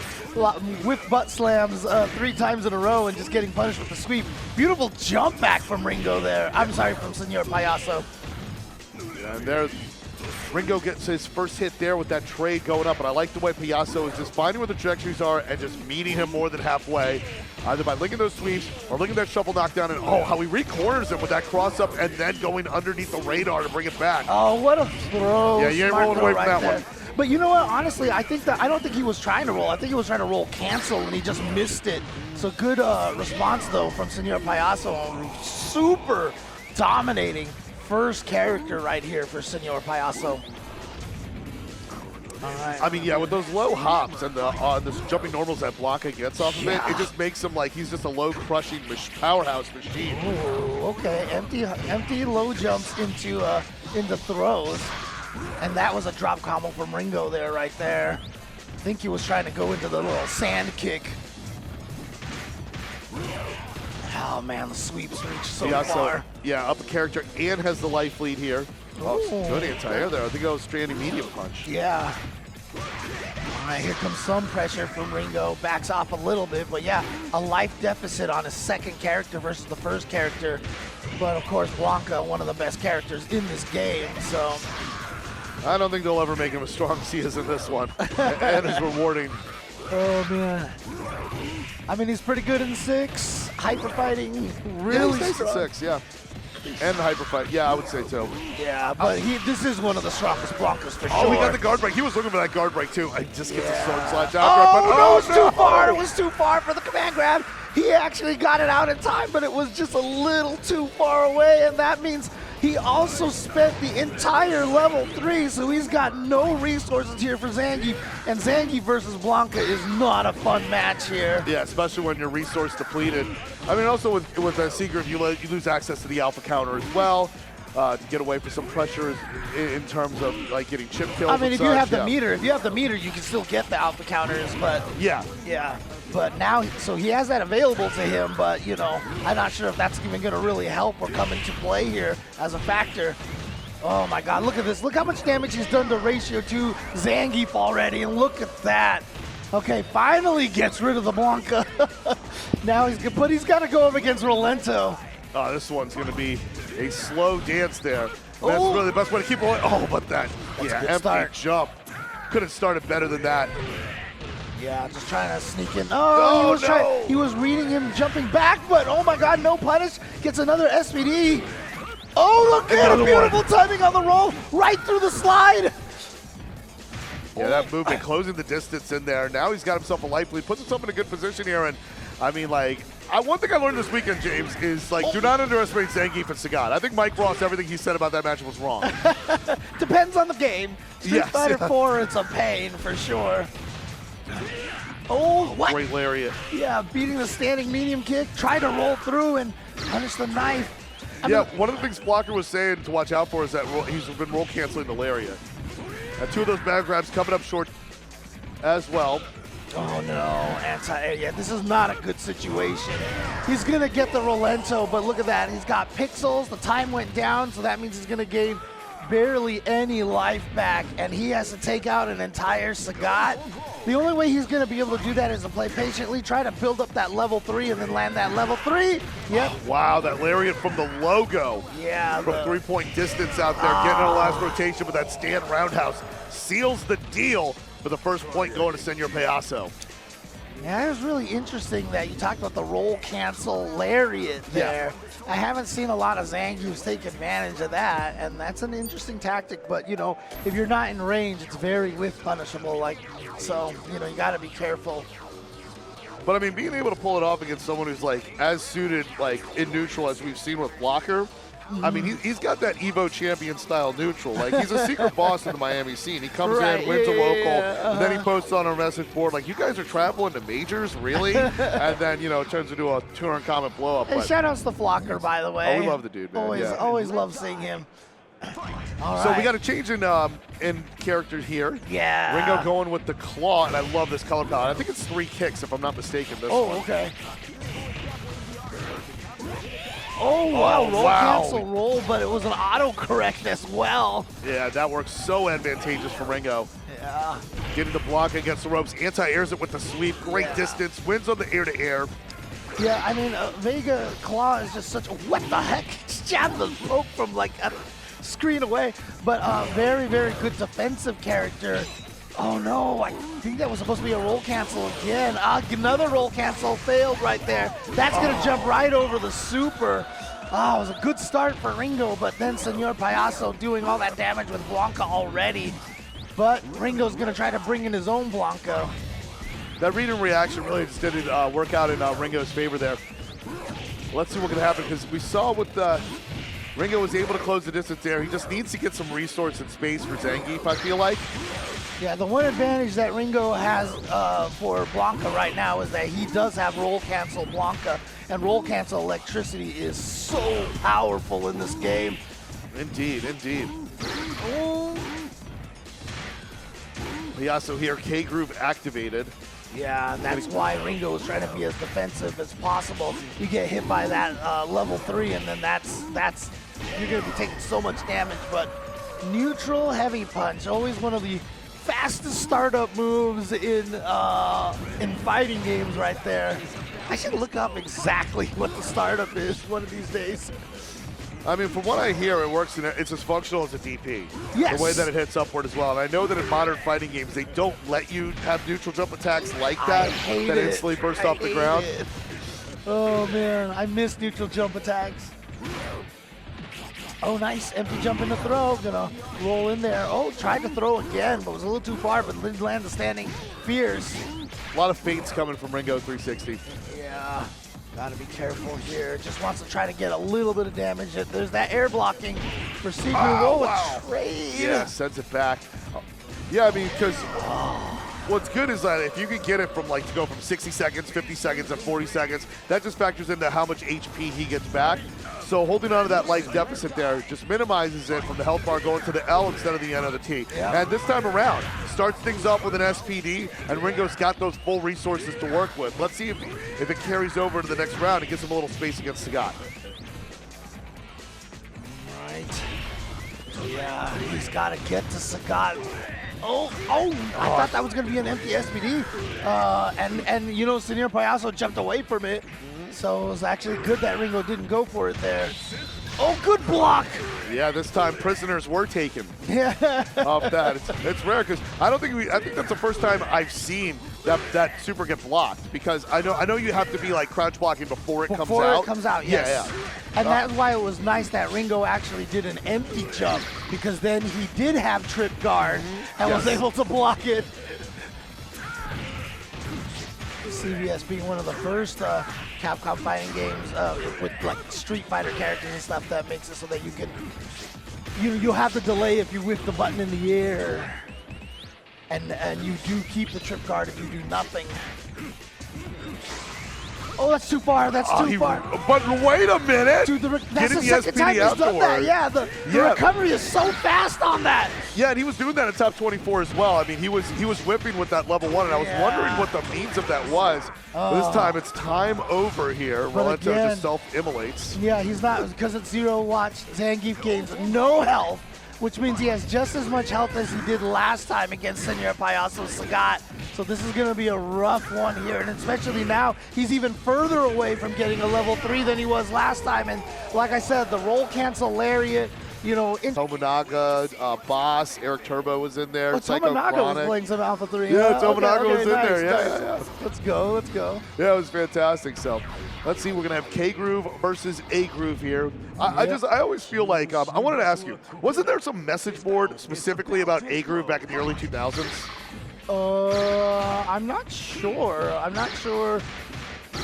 I can't think of anything out there about that. I mean, there was definitely a lot of FAQs and stuff like that, and there's like David Dial, aka Gunter, would do a lot of like A Groove research and Yeah, he combos. recently released one, like a Google Doc presentation. It's fantastic. Tells a lot about the meter gain and some of the decision making towards building A Groove, which has really helped me like approach the groove myself because I'm practicing it. Oh, nice. Okay. Yeah, A Groove again, really, really strong. But you can see right now, not even having to use any of that custom combo, and Eric, with a big lead already, does the jump into custom combo, willing to spend it at the end of the round like that.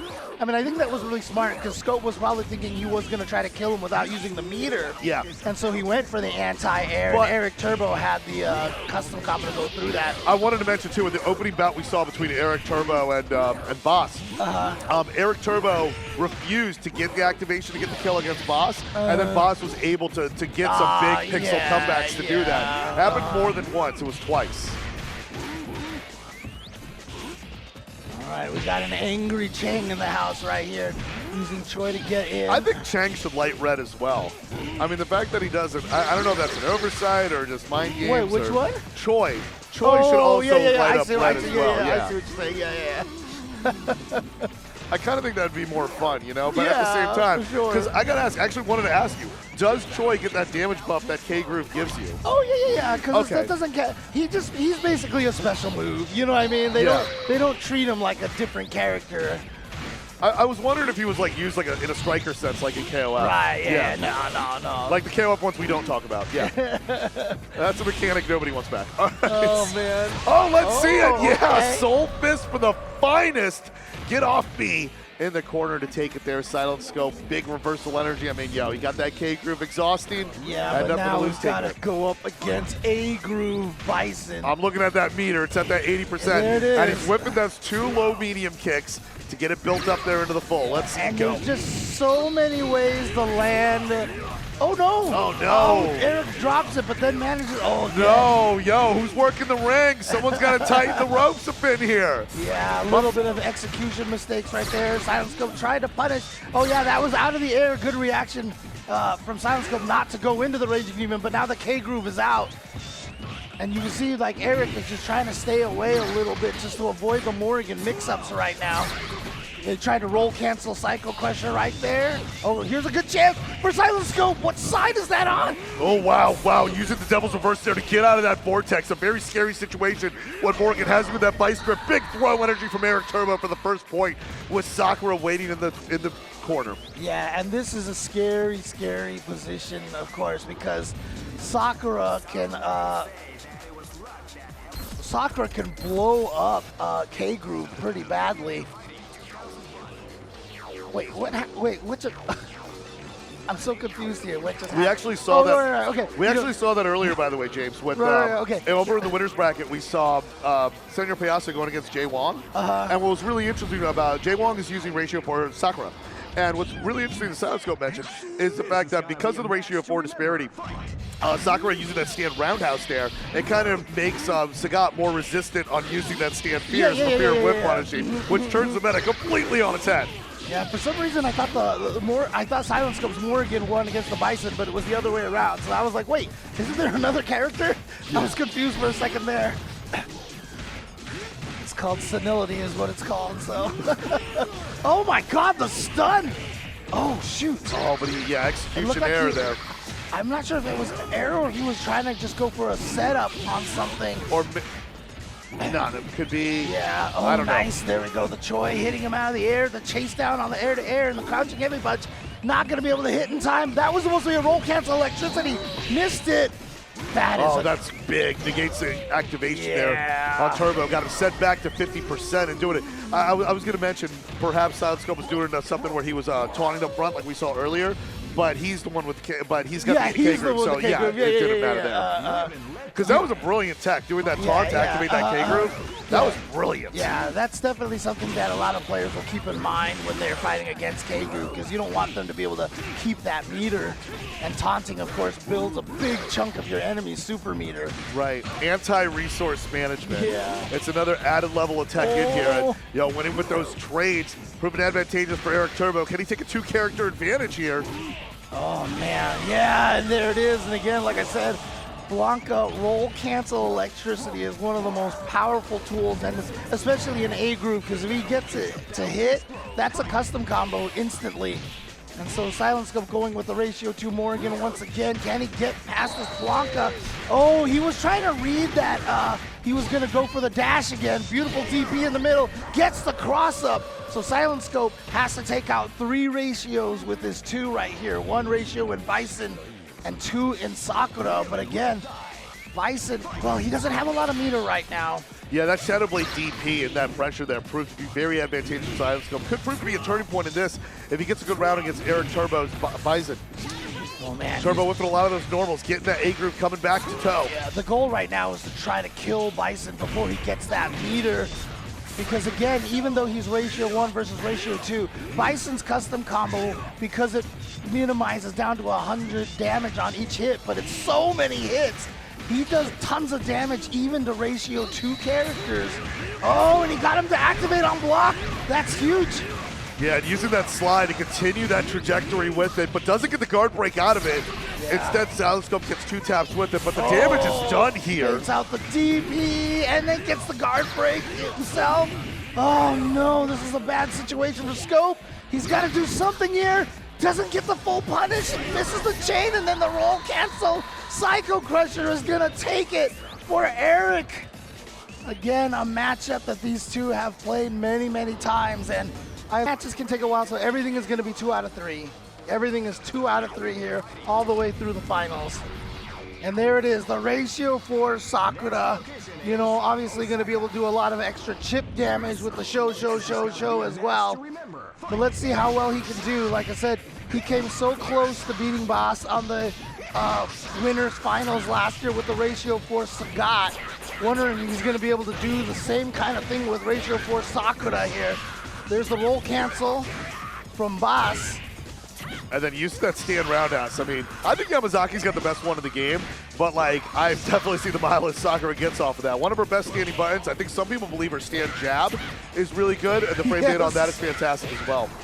Oh yeah, for sure. But what I love here, James, what I really love here is just that JWong is just one of those players that's able to stand up against Boss's Yamazaki. Usually Boss's Yamazaki sets the tone, establishes major light leads, because we just don't really deal with the guy over in the West as well. Oh, he did activate, gets the anti-air. This is huge. Yeah, but obviously you see right there, 14 hits. So the scale, the ratio disparity means it's not going to do as much damage. And again, that's why Bison's paint the fence is so damaging, because minimum scaling is 100, but he hits like 40 times, 30, 40 times.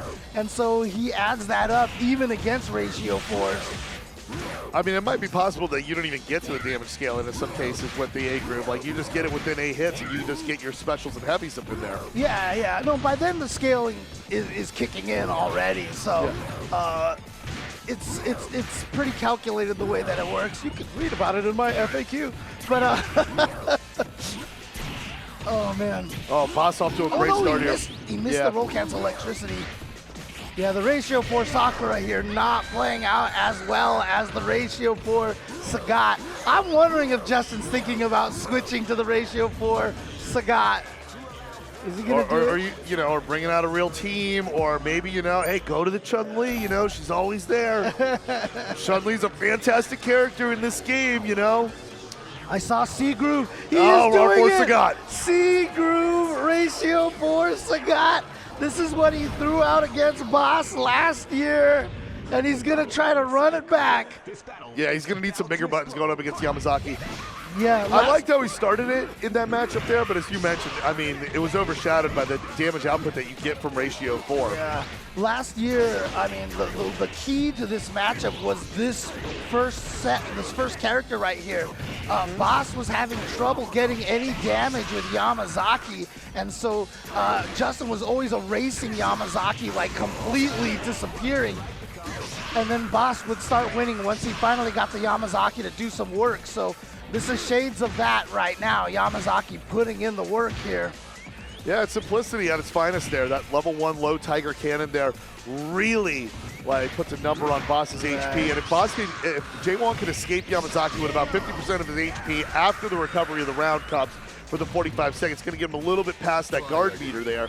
I think he's pretty much in a good place here, just regardless, just inputting what Boss is going to get from that A groove activation.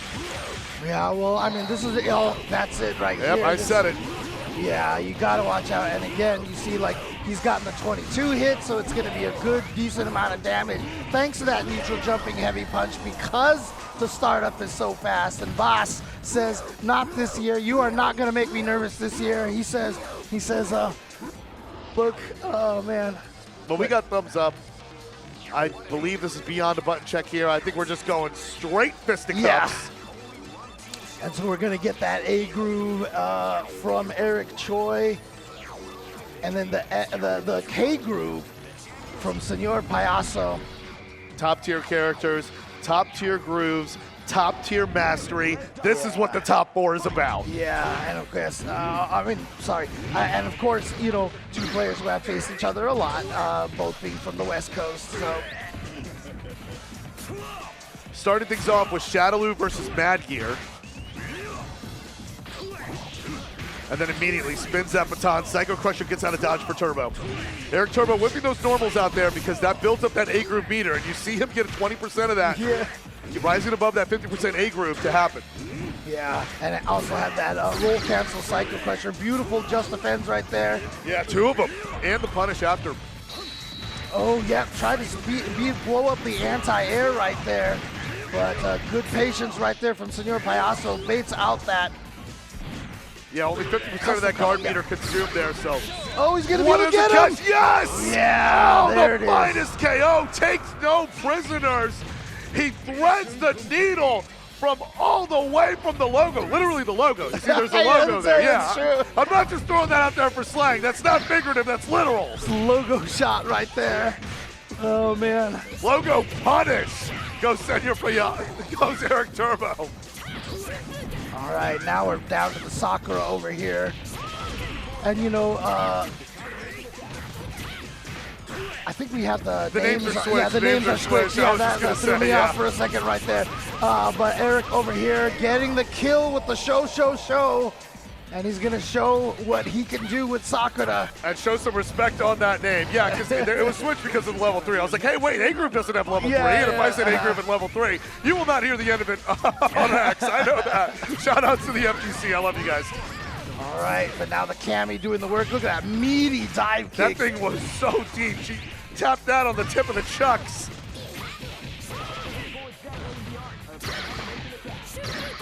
All right, trying to just defend the whole thing. Didn't quite get it, but still manages to get the throw. And so Señor Payaso getting all the way down to just Blanka here. Now the key is to get as much damage with Cammy as possible, because if Blanka gets a quick victory here, then, you know, the advantage that he has right now is not gonna matter as much.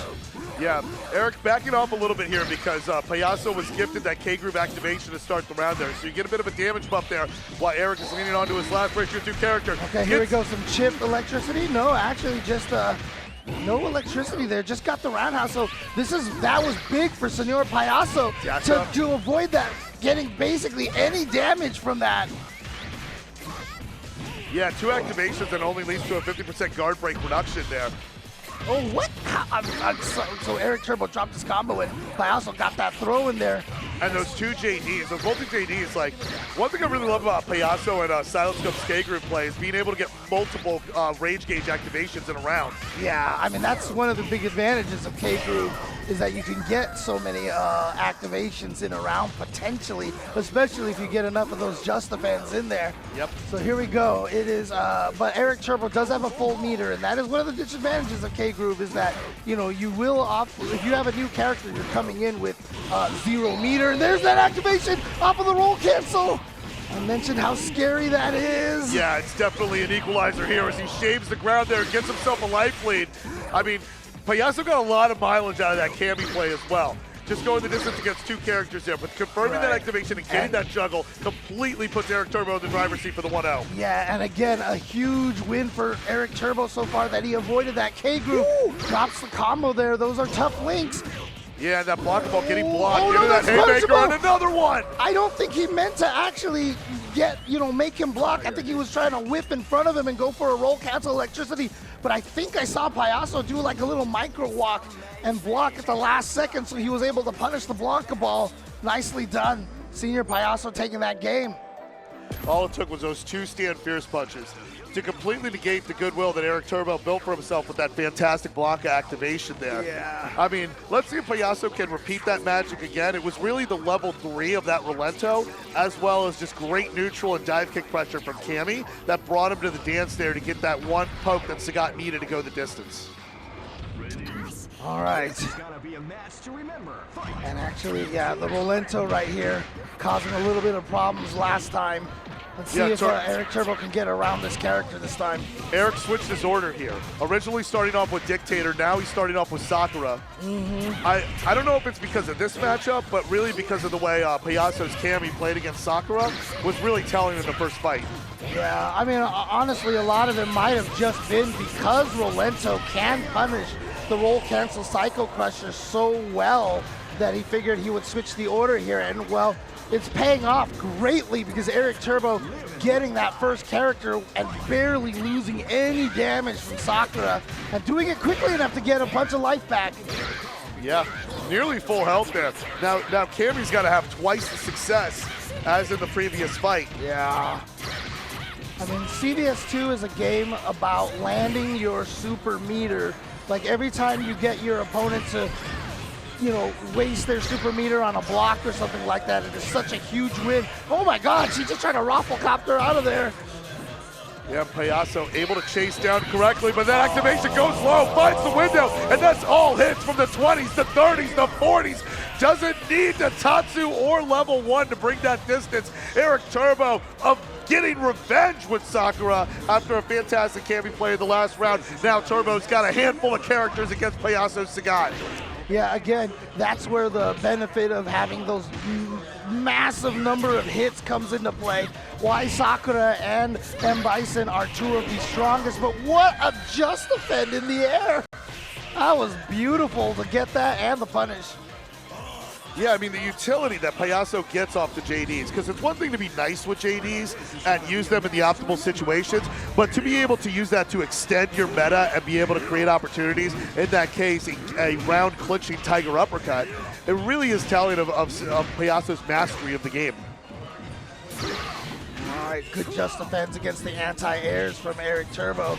You can see always, so Bison has always had Sagat has always had a weakness that even though as the range of that jumping roundhouse doesn't hit very low, which is why ericturbo was able to use that crouching strong to anti-air. But Señor Payaso was able to just defend that a lot and then also just defend at the end there to get the punish and the kill.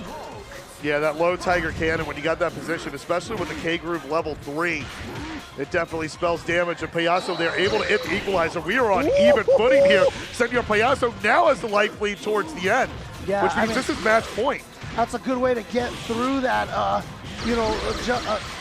God, that was a lot right there. He's built up a level 3 here. He's got ready to go with his K-Groove, but ericturbo, he got hit early out of that custom combo, so he still had half a bar. He's gonna be able to combo off of this.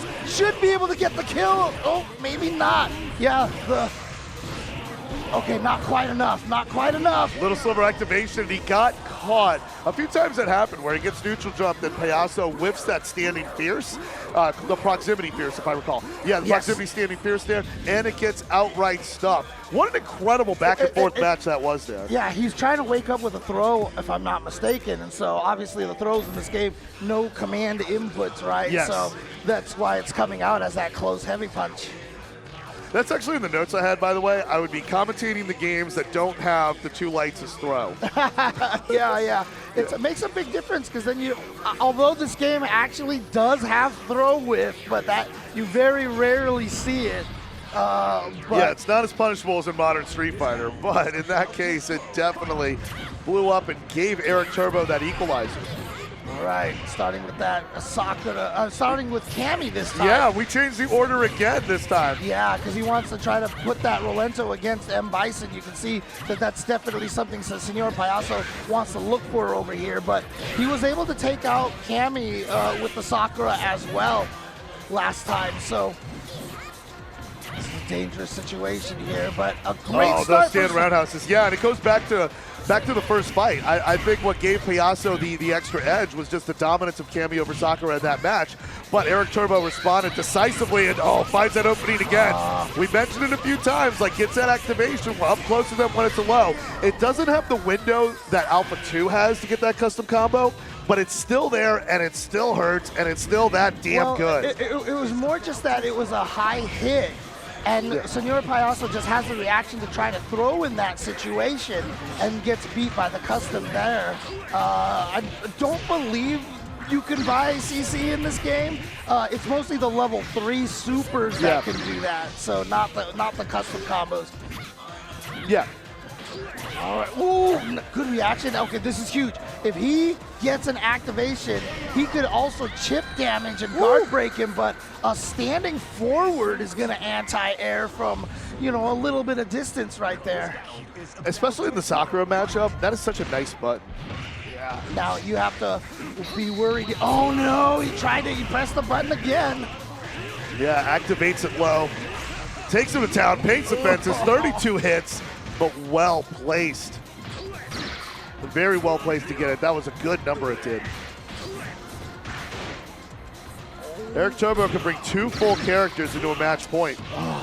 So the block stun of the scissor kick is really bizarrely short.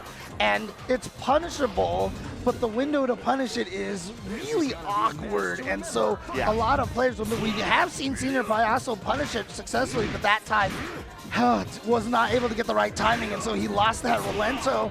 And so ericturbo with a full character lead, and again, Bison against the ratio 2 is really scary.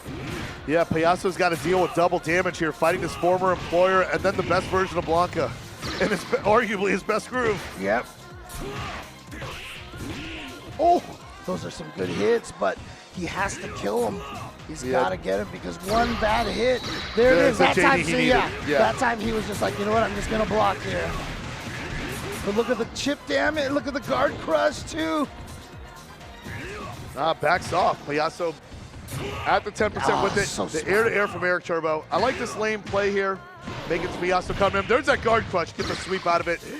Side switch mix up, but Payaso throws it off. Oh, wow. Oh, no. I don't know if that was a missed input. Yeah, I think that was supposed to be a DP right there. See, right there, that was the beautiful punish, but also the just defend, making the block stun just a tiny bit shorter.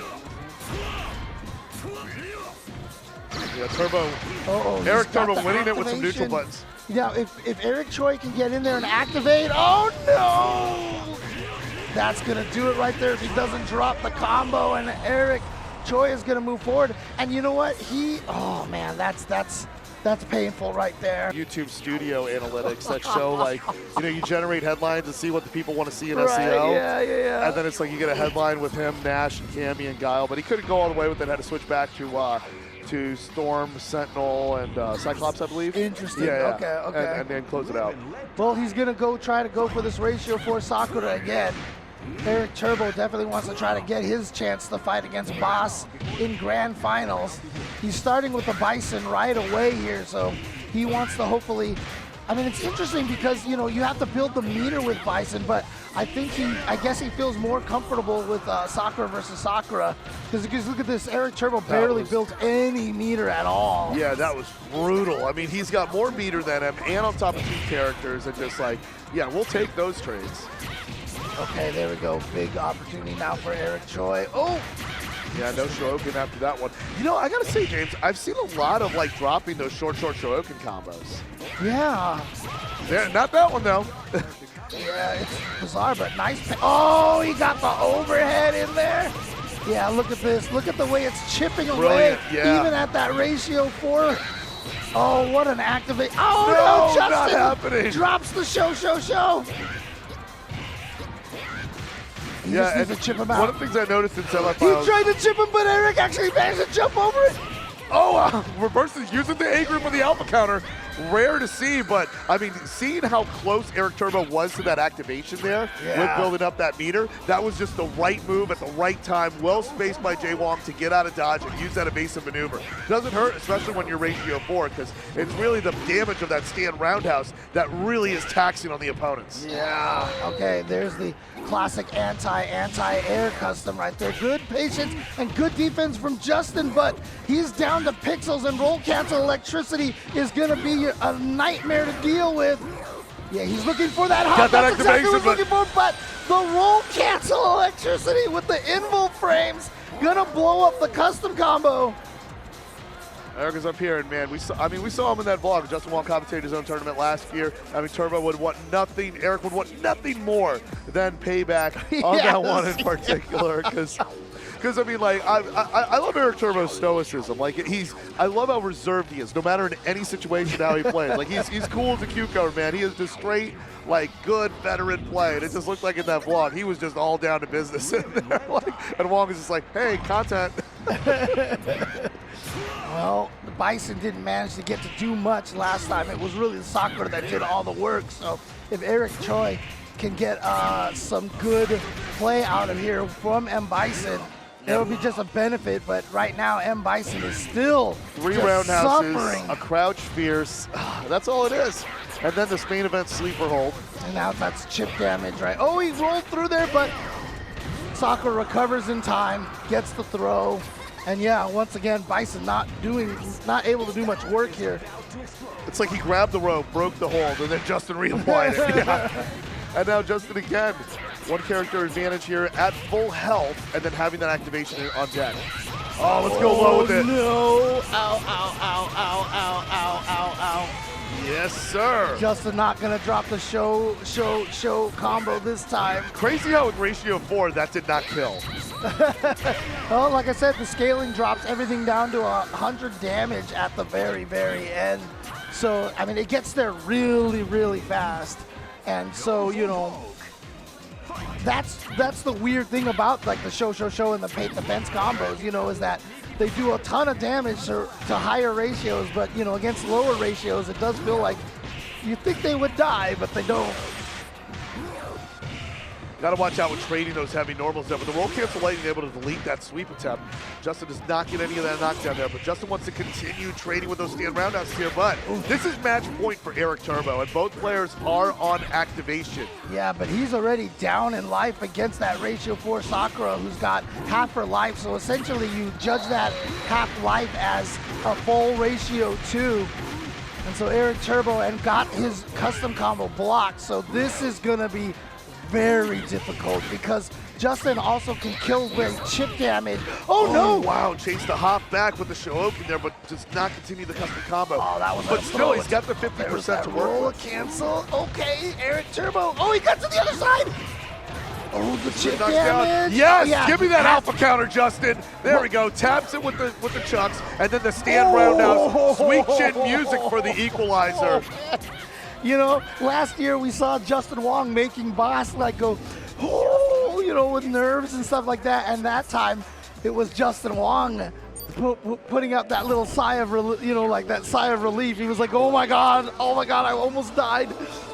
Eric's been on an absolute tear here. I mean, I feel like he's played really on point making it through this bracket. And he believes that, I mean, these two players, they're not just aiming to beat each other. They are trying to slay the dragon here. Oh, I mean, yeah. they are really going for the big catch here, which is boss waiting in grand finals. ericturbo switching over to the Vega. Interesting. Now, again, this character can be very defensive. More of an East Coast style character, but let's see what ericturbo can do with this character. Yeah, and I think this is my take. Correct me if I'm wrong here, but I think that crouching strong, which he just did there, I think that's going to give him more access to a safer poke. One that runs less risk of trading with that stand roundhouse, which has done an absolute number in this match. Yeah, absolutely. But the problem right now is that he lost the claw and he's trying to he got it back. Yeah, he got it back. So yeah, you do 50% less damage, and against the ratio of 4, that really sucks. right, yeah. Well, no, it doesn't do less damage without the claws, since you just lose the range. That's just it. Oh no. But see, Justin doesn't want to activate right here. He wants to save this meter because to activate just to get the chip is just not worth it. Oh, that's going to do it right there for the throw. But this is actually the best start for Eric, because usually the first character is left Wong with full health in the last 2 matchups. Yep. So now that Wong is down to 50%, that gives ericturbo a lot more breathing room to confirm. Right, because remember when he was fighting with this Blanka had to deal with a 50% Sakura. Yes. But if Justin can actually just kill ericturbo here right now, it'll still be a 50% Sakura. Oh, Justin got the throw, that should kill. So here we go. Yeah, it's an even match right now because it's half-life ratio 4 versus a full life ratio 2. And again, Blanka, if he just lands 1 electricity, that'll do it right there. He didn't get the roll cancel electricity out in time. He's trying to sneak in that hop into roll cancel electricity. So Justin's just gonna block on his own wake up because he knows it's too much of a risk to try to go for a reversal. Again, beautiful bait from Justin. He can get a guard break here. He can get a guard break. Oh, no, he's not gonna be able to get that there. And speaking of guard break, Justin can get the guard break here. There it is. Oh no! Into the supers, not Doesn't quite kill. enough to kill yet. But look at all that health just drain away, and he tried to hop forward, and Justin did the dive kick. He wasn't expecting Justin to dive kick from that distance.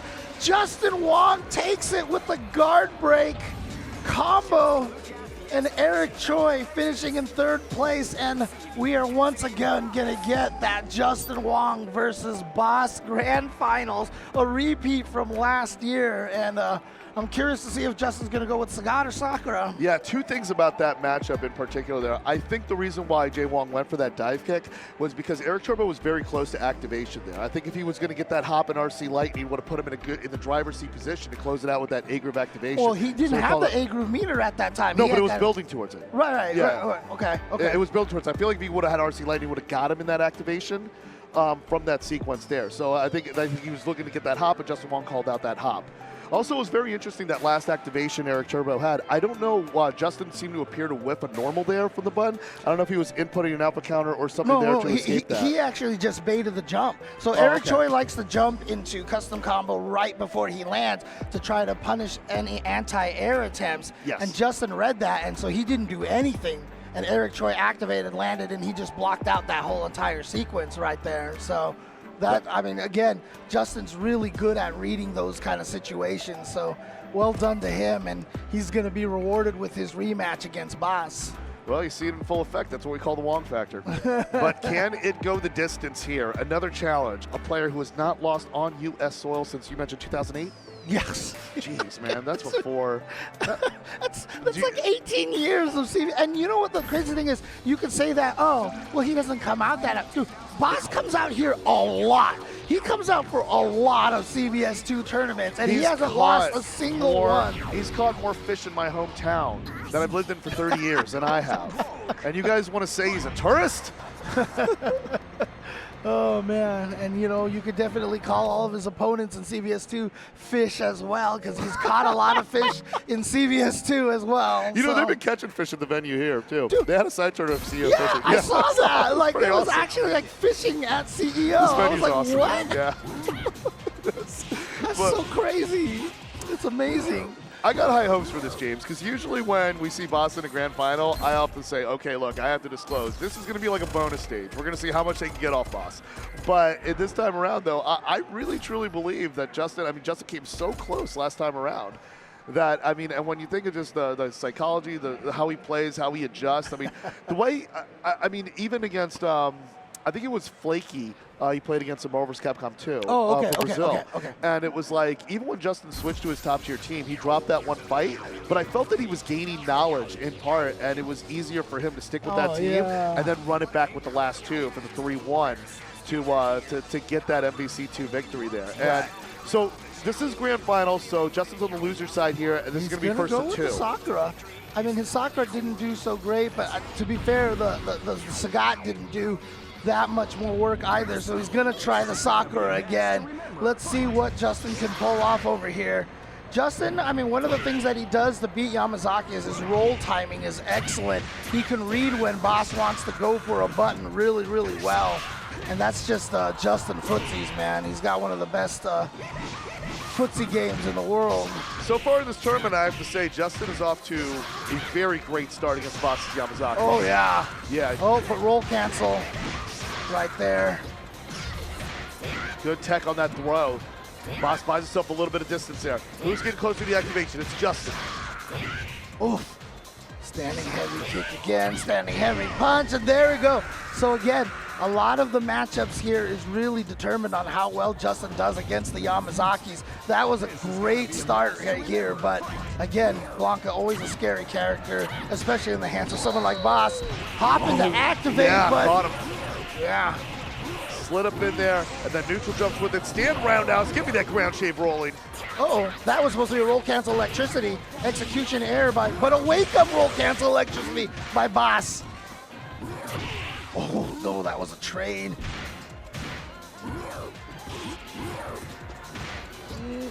Oh, that's punishable. Yes, that is, and the stand fierce sets the tone. JWong confirms with it. We're at the 40 hits. Let me get that level 1, and back down goes Boss, holding on to that dictator here, and like, I don't think he's gonna get a lot of love here with the life back. It's not gonna go past the guard gauge. But, I mean, this is pretty even here. Oh, he got it. See, that was what ericturbo was trying to do to Justin. And the Boss just did it right on the get-go, right on the first jump, and actually baited out the anti-air and got the punish. And just like that, Boss, one game away from becoming back-to-back CEO CVS2 champions against Ratio 4 JWong.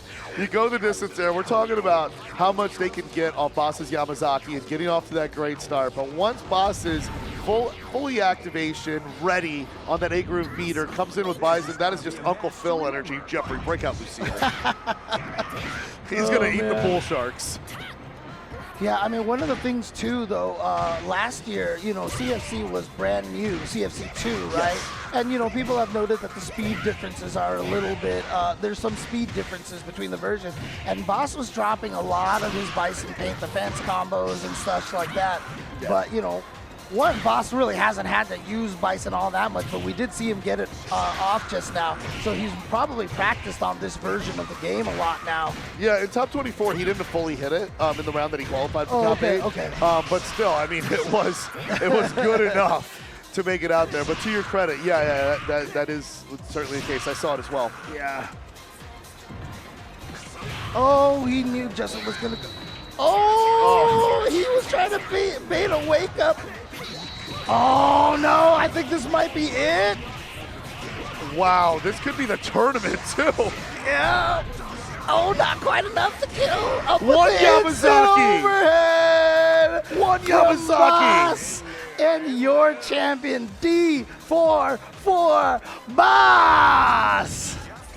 He does a big pop here for the CVS2 GOAT. Okay, so first we got that Dominican representation here. I'm going to call it out. First off, going to mention KBeast, who qualified for the top 8 last night in the top 24. Could not make it here in the top 8, but gets his medal. Here receiving the first medal is Concon, one of the Dominican players we mentioned, straight out the 305. My man here throwing it down here. Excellent back-to-back appearance in the top 8. That's right. Ringo on the other end there. That Zangief representation here. You know, we saw Mega Man X8 approving this man. And also, he's got that D-pad on the side of the stick. That was some dangerous tech we were talking about in the Top 24 stream. Hella great performance, representing Zangief for the Dominican Republic. And then, of course, we have from Southern California, Silentscope with the CVS25. Where did you get that shirt? You know what? I'll come out and I'll talk to you about that, because that's actually kind of sick. See, 25th year of CVS2, is that true? Oh God, that feels like, no way it was 25 years ago. But yeah, that's Silentscope, of course, from Southern California. And then in 4th place, we have Señor Payaso. And then, you know, he's got that awesome Rolento shirt over there as well. Shout outs to Kinu Nishimura with the amazing artwork for CVS2. Yes. Love all of her artwork. Been doing great stuff for Capcom, but also Señor Payaso doing great work here in CVS2 year after year. And in 3rd place, my man there rocking a Salvador Dali artwork shirt, because you know his A-Groove mastery is just downright surreal. In the top 3 finish for ericturbo. And then 2nd place, we move on here, the runner-up. I mean, getting in those close matchups there, we got everyone's favorite resident content creator here, the legend. Statement made here, the great JWong, the man who needs no introduction or added acclaim here. The proof is in the hardware. That's right. How is the content creator so good, Justin Wong, you know? But of course, in 1st place, your back-to-back CEO champion, it's D44 Boss! With the belt. I think that's his 2nd belt now. He should just show up with like all of his 5th belt, 4th belt now. 4th belt. He needs to come to CEO with all 4 of them next year, just wrapped around him. Oh, and the sick jackets. That's right. The 1st place wins these sick jackets. Oh man, and you know what? In the end, it's always going to be about like the cool hardware and the trophies and the prizes. Congratulations, the boss, for once again coming out here and taking all of our money here in the States.